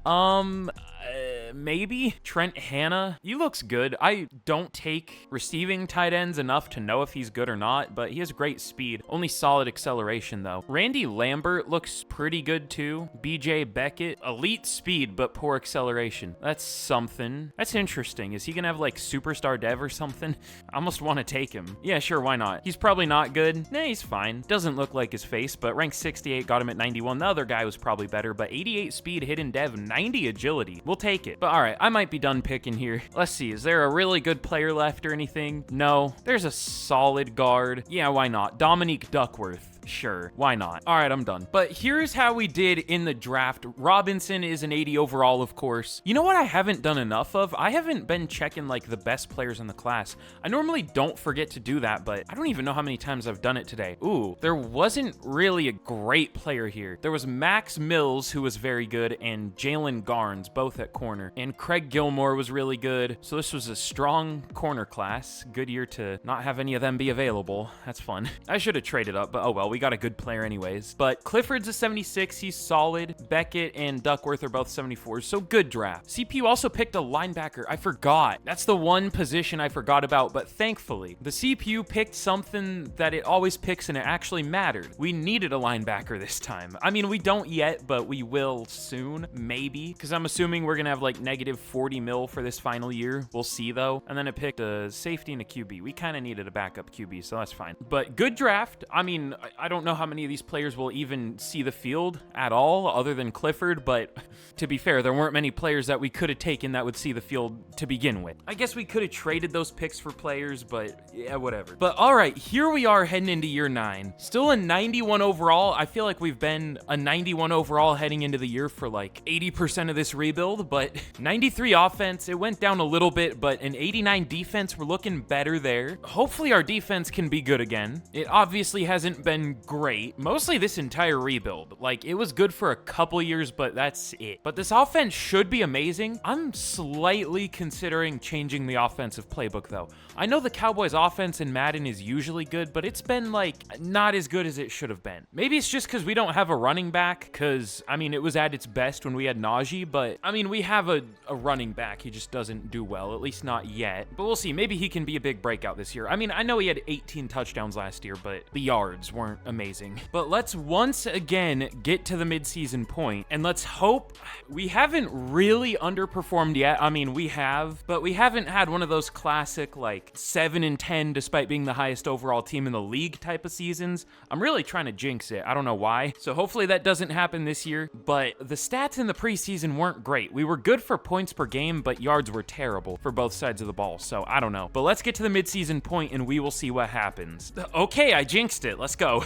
We are 2-4 at the midseason with the, I guess not highest overall team in the league, maybe tied for it. Okay, yeah, tied for the highest overall team in the league with the Raiders. So we should not be 2-4. What's happening? Our offense is still good, but our defense is terrible. Okay, let's try a new defense. I don't know which one, but maybe, what's a good defense here? I don't know. It's so hard to say because there's no defensive playbook that's like consistently good in Madden. So it makes simulation really stupid. I think having playbooks impact performance is fine as long as they're actually consistent, but they're not. So it makes it so you can have the highest overall team in the league and go 2-4. I don't know that that's like directly tied to playbooks. Like the Raiders are 3-4. They're tied with us as the highest overall team in the league. And it's really not close. Like the next is a 90. Most teams are like an 88. So I don't know. EA needs to be sent to the farm, I think. Rest in peace, John Madden. They're doing your name dirty. Should we try the Browns defensive playbook? This used to be one of my go-tos for a 4-3. I don't know if it's just good because they have Myles Garrett, but they might not have Myles Garrett anymore. I mean, they probably do, but maybe not. My go-to for a 3-4 used to be the Bucks, but that one doesn't work anymore. So now I don't even have a go-to for a 3-4. I just try to switch to a 4-3 as early as I can so I can go with the Bills, but it isn't working here. So we'll try the Browns. We'll see. I don't know. It could be great, could be terrible. It looked like they have the best points per game allowed in the league by a mile because they've allowed tied for the third least amount of points, but they're the one team that's played 7 games compared to everyone else has only played 6. Looks like the Patriots have a really good defense, which makes sense, but it's terrible whenever I use it, seems like. So hopefully we can not be bad in the second half of the year, but we'll see. A good running back would help. Hampton isn't great, especially with how good our line is. I mean, I don't even know if that impacts running back performance, but it should, obviously. Oh, we have 2 total picks on the year. That's great. How's the blocking? Cooper Beebe low-key kind of sucks recently. Like, he was really good for a while, but 7 sacks, 1 sack, which obviously really good, but 7 sacks, on pace to allow like 12, because we're only 6 games in, so at least 12. More like 15 or 14, I don't know. So maybe we should bench him, but I mean, we do have a rookie who's really good. I mean, let's get use from this pick, sure. We could even trade Cooper Beebe if we really wanted to. Who do we have to re-sign? Because you know what? I said I was going to gut the team. I wasn't sure if I was actually going to do it. I don't know if we're going to fully gut it, but we can't bring these players back anyways. I don't think we're going to be good, so let's just trade some of these guys away. Troy Hall, do we want to keep him to try to find out if this Browns defense is good, though? That's the only worry I have, is if we trade them, the defense is going to suck regardless. Let's trade him. Why not? Who needs a free safety? Let's go get offers. We're getting offered a first-round pick. I mean, that's in 2035, but that's interesting. Ooh, a left tackle, a really good tight end. This guy would start for us. This isn't realistic. We're losing some of the realism that I was trying to go for, but I mean, the simulation isn't realistic at this point, so whatever. X Factor tight end. Now he might need a contract. That's my only fear. Let's see. Does he? He doesn't. Okay, we'll take that then. Do you get the same offers if you... Hopefully we still have that offer, right? Okay, yeah. Nash in a 3rd round pick. We'll take it. And then let's see. Kurt Samuel. Fun name, I guess, but... Ooh, Jojo Langford. Wait, wasn't he a corner I was gonna take? Maybe not, but he's pretty good. These trades seem a little broken, but I mean, I'm at a point where I don't care. There's an X Factor running back. I mean, he probably wouldn't play well, so I'm good. Let's take Langford. Sure. Does it let me? Oh, it submits offers that you can't afford. Why? Can they not afford it or can we not afford it? I don't think we can afford it. My screen just flashed white. I don't think I've ever seen that. Okay, that was cool. That was a fun little magic trick. Is there anyone we want to trade that would save money though? You know, maybe. I can think of one. Cooper Beebe. We might have unknowingly drafted his replacement. I thought we were just taking that guy to just take a good player, but it might actually make an impact. What kind of offers do we get for Cooper Beebe? Way too good of offers. You know what? I'm kind of liking what we're doing. Let's just see how good of a team we can make. Whoa, okay. There is a 97 overall being offered to us. Skylar Hartman.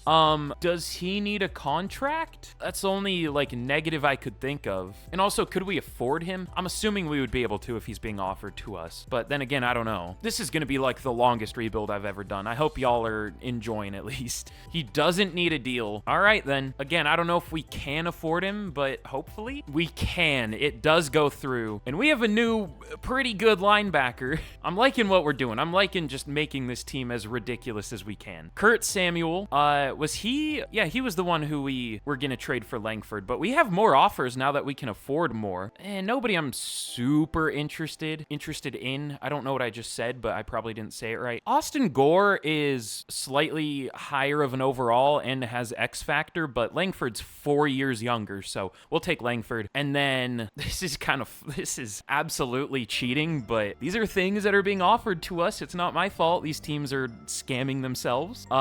You could, now that I think about it, if you just did this for an entire rebuild, you could create the most disgusting roster of all. You legitimately could make a 99 overall team fairly easily if you just kept doing this. I mean, you would run out of cap space eventually, but if you just kept getting insane players on rookie deals, like, that would be absurd. Let's see. I don't know what we're going to take for Lions, though. None of these trades are super interesting. I mean, they're interesting, but they don't make immediate impacts. Let's go with...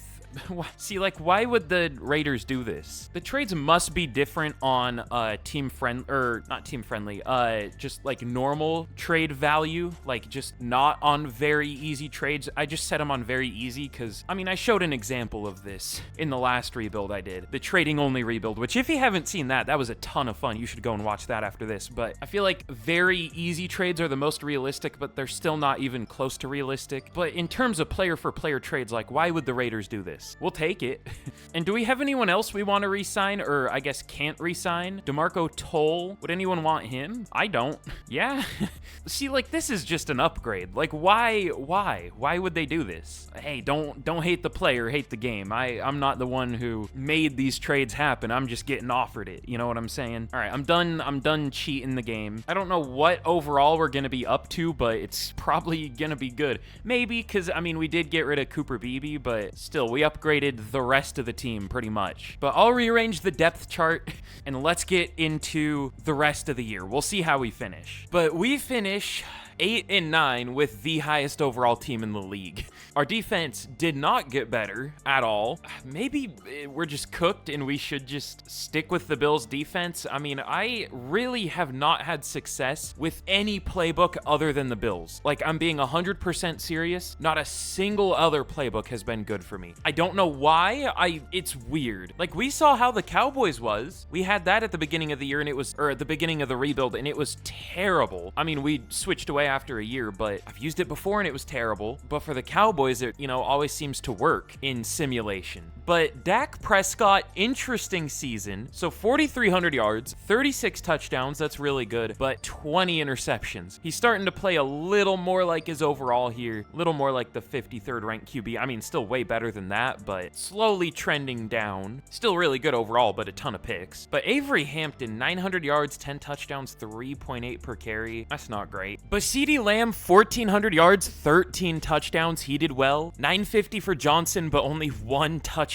900 for Murray, 13 touchdowns. He did well. Ooh, Nash did pretty well at tight end. I don't know if this was with us or what happened, but good amount of yards. And then Bingham at left tackle wasn't great. He was definitely much better at right tackle. I mean, I know right tackle's technically easier, but that's a big difference. He's the #1 ranked left tackle in the league, and he has allowed 12 sacks this year, so that's not great. Certified EA moment. Even Tyler Smith wasn't amazing. Jimmy Robinson allowed 5 sacks and only 600 snaps. Our O-line kind of sucked this year, despite it being, like, possibly the best offensive line ever. Number 2 right guard in the league. I mean, he's a 99 overall, so basically the best. Number 2 left guard in the league. Number 3 right tackle in the league. And Dak got sacked 41 times. Make it make sense. I don't know. But Damone Clark, 135 tackles, 125 for Stafford. TFL's 21 for Kirkpatrick, 17 for Parsons, 15 for Lawrence, and sacks 15.5 for Kirkpatrick. I mean, he still somehow hasn't gotten superstar, but he should this year. How has he not, though? Look at these stats. These are insane. But 13 sacks for Parsons. I guess he's slowing down a little bit, but 13 is still really good. That's 10 less than last year, though. Only 7 sacks for Lawrence and 5 for Ware, but interceptions 4 for Bland, 2 for Langford, and then 1 for a couple players, and that's it. Definitely feels like a classic Madden forced bad season, because all of our good players played terribly. Not all of them, but a lot of them. But let's see. CeeDee Lamb at 5 for Offensive Player of the Year. Defensive Player of the Year goes to Kirkpatrick. That's cool. Parsons at 5, so he'll definitely get a dev trait now, or at least he should. I think he will. But Clifford at number 8 for Defensive Rookie of the Year. I definitely remember who that is. Oh, our 4th corner. How? Oh, he played a little bit. I don't know that he should have, but he did. But let's get into the final offseason here. And do we change our defensive playbook back, or do we keep it as the Browns? I don't know. It's so tough because we'll have all the good players in the world, but and we'll have supposedly good playbooks, but just sometimes a side of the ball won't do well, and I don't know how to fix it. But speaking of the defense, it looks like Dexter Lawrence retired. I guess that's not too bad. He wasn't amazing last year. I mean, he did well, but it wasn't like a make or break type of thing if he stayed or not. Dak is down to a 76 at 40 years old. That's crazy to look at. Do we replace him for... This is such a weird position to be in. He's been playing super well, but last year was his worst year, but it still was a good year. Do we trust him to do at least decently well, or should we look for a new option at QB? That's the dilemma I'm in, because there is a very good chance he'll play worse, but it's still Dak Prescott in Madden, so how bad can he be? I don't know. At this rate, he'll but he'll throw like 25 picks this year. So I don't know if that actually will happen, but that's what he's on pace for. He had 9.6 yards per attempt last year. That's the highest he's ever had is 8.4. And I guess that was in like a really small sample size. Well, let's see. We also had a Giants-Patriots Super Bowl rematch. I guess the third one between them, but we have, okay, well, we can't sign a new QB. We have negative 61 mil. I doubt we can restructure 61 mil. So is there anyone we could like trade for a ton of cap? I don't know. That's gonna be tough. Will Murray would save like 20 mil to trade him, but obviously we want him. I guess we have options, but ooh, he's gonna be our number 1 receiver this year. CeeDee Lamb has actually regressed a decent bit, down to a 91. But even if we were to trade him, we would still only have negative 34 mil. Trading Murray would save a ton of cap too. We can't do this. Plus, I don't think any team can afford these two, but I'm just trying to see like any way we could get out of this cap situation. I really don't know if there is one. So let's just get to the draft, the final draft of the rebuild, and we'll see what we can do. But we've made this team so good that I don't know what we can do. But okay, we pick at number 18. Oh, he's projected to be the number 1 pick. Okay, I really want this guy, Daniel McLeod. That's realistic. He ran a 4.76 at 292 pounds, 40 bench reps. I normally stay away from taking defensive tackles, but I've seen some that are like an 84 overall. I don't know if he's quite that good, but he could be. We definitely can't afford to trade up to number 1 though, so that's tough. Unless we gave up a good player, which I wouldn't want to do. Let's see, I focus scouted some QBs just in case. They're all mid. They're all 2nd to 3rd round talents. I don't know what to do, because I think that was the only good defensive tackle. Yeah, there are a few 1st to 2nd round talents, but this is tough, because we can't trade this pick away. We're obviously broke. Like, for a player, we can't trade it away. There's nobody I really want to trade up for other than the number 1 pick. Does he go at number 1? He does. That guy, that's tough. I mean, we could have traded next year's picks, but that kind of would have felt like cheating because we know we're not going to use those picks. We'll just get to 18 and we'll figure something out. There is a good corner. I'm good. We have enough. I guess we'll go with one of the, I don't know. We're just kind of at the point where nobody's really good enough to start in the drafts. We're just too good for rookies, I guess. I might just reach on one of those QBs just so we have an option in case Dak sucks. I kind of like JJ Patton. I wish I focus scouted him. I don't know. How fast is he? Ooh. 4.4 speed, 21 bench reps, and that was only third? Yeah, sure, why not? Ranked 16, so he was the right pick. Hidden dev, definitely looks like his face. We'll take it. I don't know if he's gonna play, but we could try him. That's risky, but I don't know if we're going anywhere with Dak at this point. He's 40. He didn't do very well last year. I mean, he did well, but a lot of picks. We'll see. But I think I'll go with Rayshawn Fields. He only has great strength. I'm kind of looking for elite, but he looks good. I don't know if any of these guys are going to make much of an impact. Jeff Huffman has elite strength, sure. Probably a bad pick, but oh no, it actually isn't. No dev trait, but should be a good D tackle. And then let's see, last pick of the rebuild. What do we want to do here? Anyone good? No? Okay, my fault. That receiver actually looked pretty good. Hold on. Micah Taylor, I mean, the last thing we need is a receiver. Well, yeah, probably. B short route, A spec catch, B medium route. Not the best athlete. He at least has great excel. I don't know. He's probably solid. I mean, he's probably good, like a mid-first, but like, what's the point? But let's see. We could get a backup safety maybe, because we don't have one. I guess we have Coates, but he isn't good. Or Cates. And we have like 12 good receivers, so we're fine there. All right, last pick of the rebuild. Let's look for a safety. Is there a good one? Ooh, Graham Sexton. Aubrey Graham should stay away from Sexton. That was stupid. Howie Moran. Ooh, the play rec though. He actually looks pretty good. A awareness, A to C man. I still might take him because I don't really see another decent looking safety unless Combs is fast. Are you? We'll just go with Moran. Sure. Oh, first round talent, ranked 25. No dev trade, of course, but he's good. We'll take it. All right, I'm done. Let's get into the final year. But here we are heading into the final year of this rebuild. I accidentally skipped over the draft recap, but JJ Patton, I think, is gonna get the start. He's a 78 overall after the preseason. I think he was a 77. Maybe he was a 78 already, though. I don't know. No, he barely has any XP, so I think he was a 77. But that was a very good pick. Again, we could start Dak this year, but it's gonna be harder to go anywhere with him. I know the other option is a rookie, which is not what you would want to do in real life, but I don't know. At this rate, Dak is going to throw, like I said, 25 picks next year or something. I feel like this is just the higher upside move that we kind of need to make. I do want to check career stats after the year, though. That'll be really fun for guys like CeeDee Lamb, Dak, like guys that are still here. But here's the defense. I kind of want to like fill out the depth, but obviously we have negative 34 mil in cap, so can't exactly do that. I was thinking about cutting and re-signing like CeeDee Lamb, but that would be risky. We would have to cut him and Murray and like, I don't know. There's a world where we aren't able to get any of them back because it still doesn't free up enough money. And that's not exactly realistic, so we're just gonna have to take the L for our depth at least. But yeah, I mean, what else is there to say about this team? This is just, it's a 93 overall heading into the season. What else needs to be said? My one concern is like our DT2 spot, but Terrell was pretty good as a rookie. How did he do last year? I don't remember. Oh yeah, we had Dexter Lawrence, so we'll see how he does this year. We could also start Huffman because he's a rookie, but I'd rather just go with the better player. Oh yeah, and we're actually gonna have a different number 1 receiver this year. Will Murray has taken over. CeeDee Lamb is now the number 2, and we'll see. I mean, Will Murray is 30, but he should get a ton of production. He could almost reach a 99 by the end of this year, at least maybe with morale or something.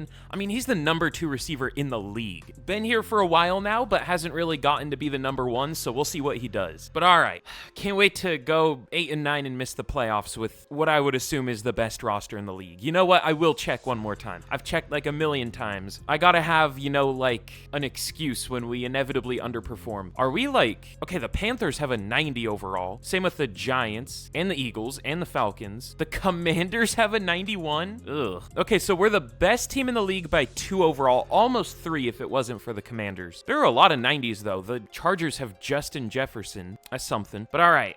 let's get into this final year. Let's just get straight to the end of the year. I'll get to the midseason just to make sure everything's going fine. There will probably be some random issue, like our pass D was terrible in the preseason. I guess the question is, do we want to, stick with the Browns defense, or do we want to go back to Bills? We'll try the Browns. The Bills wasn't working. If it doesn't work, then neither was the Bills. But all right, enough yapping. Let's get to the end of the year, and we will see how we can finish this rebuild. Okay, in the final year, we finish 12-5, and we are up to a 96 overall. This team, I say this all the time, but this is one of the best teams we've ever built. Oh yeah, and by the way, Patton has X Factor. I'm just the best drafter of all time. Wasn't even scouted. I was just like, you know what? This dude's definitely better than the guys that are scouted. He has 94 break sack, playing up to a 98. Good lord. This dude's... Okay, I've said players are going to be a 99 in the next couple years, and it hasn't happened, but this dude legitimately could be. But we'll never know because this is the final year. But he's really good already. I don't even know what other hidden devs we had. I guess we have some backups on defense. Oh yeah, Landry was a pretty good player too. I don't think he developed at all. I guess he did like 1 overall maybe, but I don't even know if I picked him. I can't remember. But let's go over our season stats, and then we'll go over career totals for these players. I feel like that'll be interesting to see. But JJ Patton, good rookie year, 4,400 yards, 33 touchdowns, 15 picks. Really good rookie year. Few too many interceptions, but overall really good. Avery Hampton, 1,100 yards, 4.2 per carry, 11 touchdowns. First, good year from him. Took a while, but he eventually got here. Still wasn't amazing, but better than 3.8 per carry. But CeeDee Lamb was still our number 1 receiver. I had Murray as the slot and the number 1, but I mean, that's fine either way. Almost 1,200 for Lamb, 11 touchdowns, 1,000 for Murray, 850 for Nash. And then blocking, I had to make some business decisions at the midseason. I switched Bingham and Darisaw to the other side. I mean, I guess that's where they should have been to begin with. I put Darisaw back at left and Bingham back at right. It kind of worked out, but it made Darisaw a little worse, but Bingham was terrible at the midseason, so he'd already allowed 6 sacks. So I guess it worked out. It was about the same as it would have been probably, but we had a good amount of tackles. Stafford led the team with 110, TFL 16 for Kirkpatrick, 13 for Terrell, 12 for Ware, 11 for Parsons, and sacks. Ooh, 19.5 for Parsons. We'll have to see if he broke the all-time record. He might have already. He's been averaging probably about 20 a year. He might. But 18 for Kirkpatrick. He's been maybe the surprise of this rebuild just in how good he's been. Look at this. He's on pace to be maybe to be fair to Aaron Donald never did this, I don't think. Now that's a crazy thing to say, but because he was getting quadruple teamed, but still. 18 sacks as a D tackle is, I wonder if that's a record. That could be. I mean, I don't know how let me see. Okay, never mind. Aaron Donald had 20.5 apparently in 2018. I did not remember that, but never mind. I thought he always got around 12 to 14 just because he was getting everyone on the offense blocking him, but either way, Kirkpatrick, very good. But even Dalton Terrell, 11 sacks, only 5. Ware sucks, dude. Ware's garbage. I should have traded him a while ago. I don't know what we would have done, but this dude sucks. I might even bench him. I don't know. But Nate Stafford, 5 picks, led the team, 3 for Langford and Craver. I forgot we even had Craver. Oh yeah, I guess we just traded for him. Or wait, what's his name? Yeah, Craver. I feel like I was calling him Carver. I don't know. Hartman had 2, Brackens had 2, and then a couple players with 1. But let's check out, we'll go yearly awards first, just to, it's what I usually do. Oh, we actually have mostly new players here. Brent DiNapoli, a crazy last name, wins MVP for the Bills. Joey Burrows, number 2 for the Buccaneers. I feel like I already looked at him. I just I just put the connection together. I don't know why that took me this long. I feel like he's been around for years at this point. I'm not very smart. Rashawn Hilton now on the Bears. I mean, he's been with the Raiders for a while. Only 2 real players up here, Joe Burrow and Bryce Young on cursed teams. But let's see. No Cowboys for Offensive Player of the Year. Stafford at 3 for Defensive Player of the Year. Kirkpatrick at 4. Parsons all the way down at 6 with... How many picks did he have? 19.5? Hold on. Donovan Whitaker for the Rams had 23, and Alex Perry had 22.5. I love how there are players that can, not just can, but like there are players that break the sack record every year in franchise, yet we have an 89 overall who got 5 sacks this year. Like, what? It's like the sack numbers are too high in this game at the same time and too low. It's so strange. I've said that like a million times on the channel, but like I feel like this is the best example I've ever had. I don't know, man. But let's check the Rookie of the Year awards. Patton does win it. I meant to say both Rookie of the Year awards, whatever. You know what I meant. Mark Brooks at number 5, definitely remember who that is. And Defensive Rookie of the Year, we have nobody. Unsurprising. But let's check out some of our career totals. These are gonna look insane. So Dak Prescott, 69,000 yards. Why couldn't he have 3 more yards? That would have been a hilarious number. I mean, JJ Patton had it, 420 yards, whatever. That was a weird way to say that number. Dak almost finished with 69,420. That would have been super funny. 69 completion percentage, 566 touchdown passes to only 170 picks. I bet that isn't even like the best career total out of any QB or like passer rating, just because every QB does insane in this game. Rashawn Hilton is on pace to be the GOAT, literally. Dan Denny for the Lions is also insane. JJ McCarthy, of course. The simulation is so weird. Also, 47, almost 4,800 rushing yards, 54 touchdowns. CeeDee Lamb is almost at 20,000 receiving yards and 1 touchdown away. Oh, that's so unsatisfying. We really can't go another year, but this makes me want to go another year. Less than 100 yards away from 20,000 and not less than 1 touchdown, but 1 touchdown away from 200. Will Murray only has 8,800 career yards, but for tackles, Damone Clark almost has 1,200, 959 for Parsons, TFLs 202 for Parsons, and sacks 238.5 sacks. Again, the record is 200 in real life by a lot. I think the next closest is like 150 or something. I don't know. I'm realizing I don't know stats very well in real life. I'm not much of a stat looker, but whatever. But yeah, I think Micah Parsons has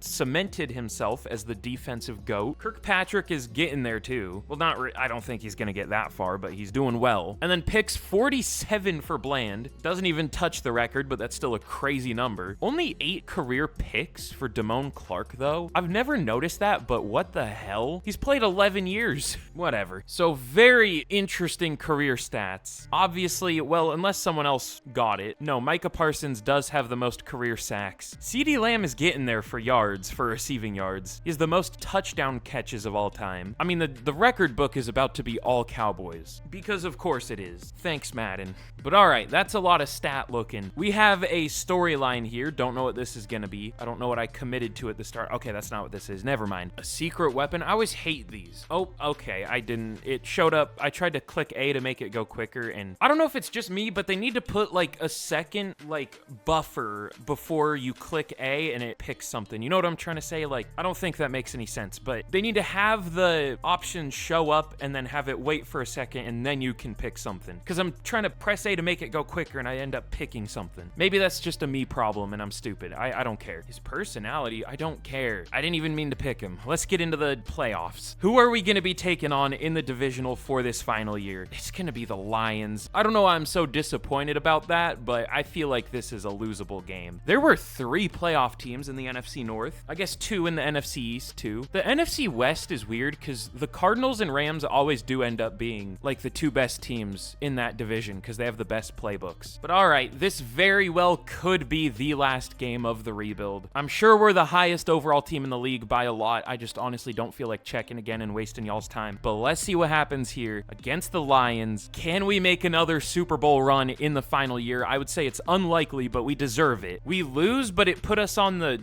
game screen? What was the score? Okay. 41-14. We were 6 overall better and at home. This game is something else, man. I've done my job. We at least have our like 3 Super Bowl wins. We did good here today. We deserved more, but we did good. But I really hope y'all enjoyed. This was a ton of fun. Probably the most successful rebuild I've done, at least for 10 years. So again, let me know down in the comments what 10-year rebuild I should do next. What team you would want to see. And also like the video if you haven't already. Be sure to subscribe if you haven't already. already. Both of those really help out the channel, and it'll make you see more of these videos if you want to. But I really hope y'all enjoyed. Thanks for being with me for like 3 hours almost, probably. But with that, I will see y'all again in the next video. Goodbye.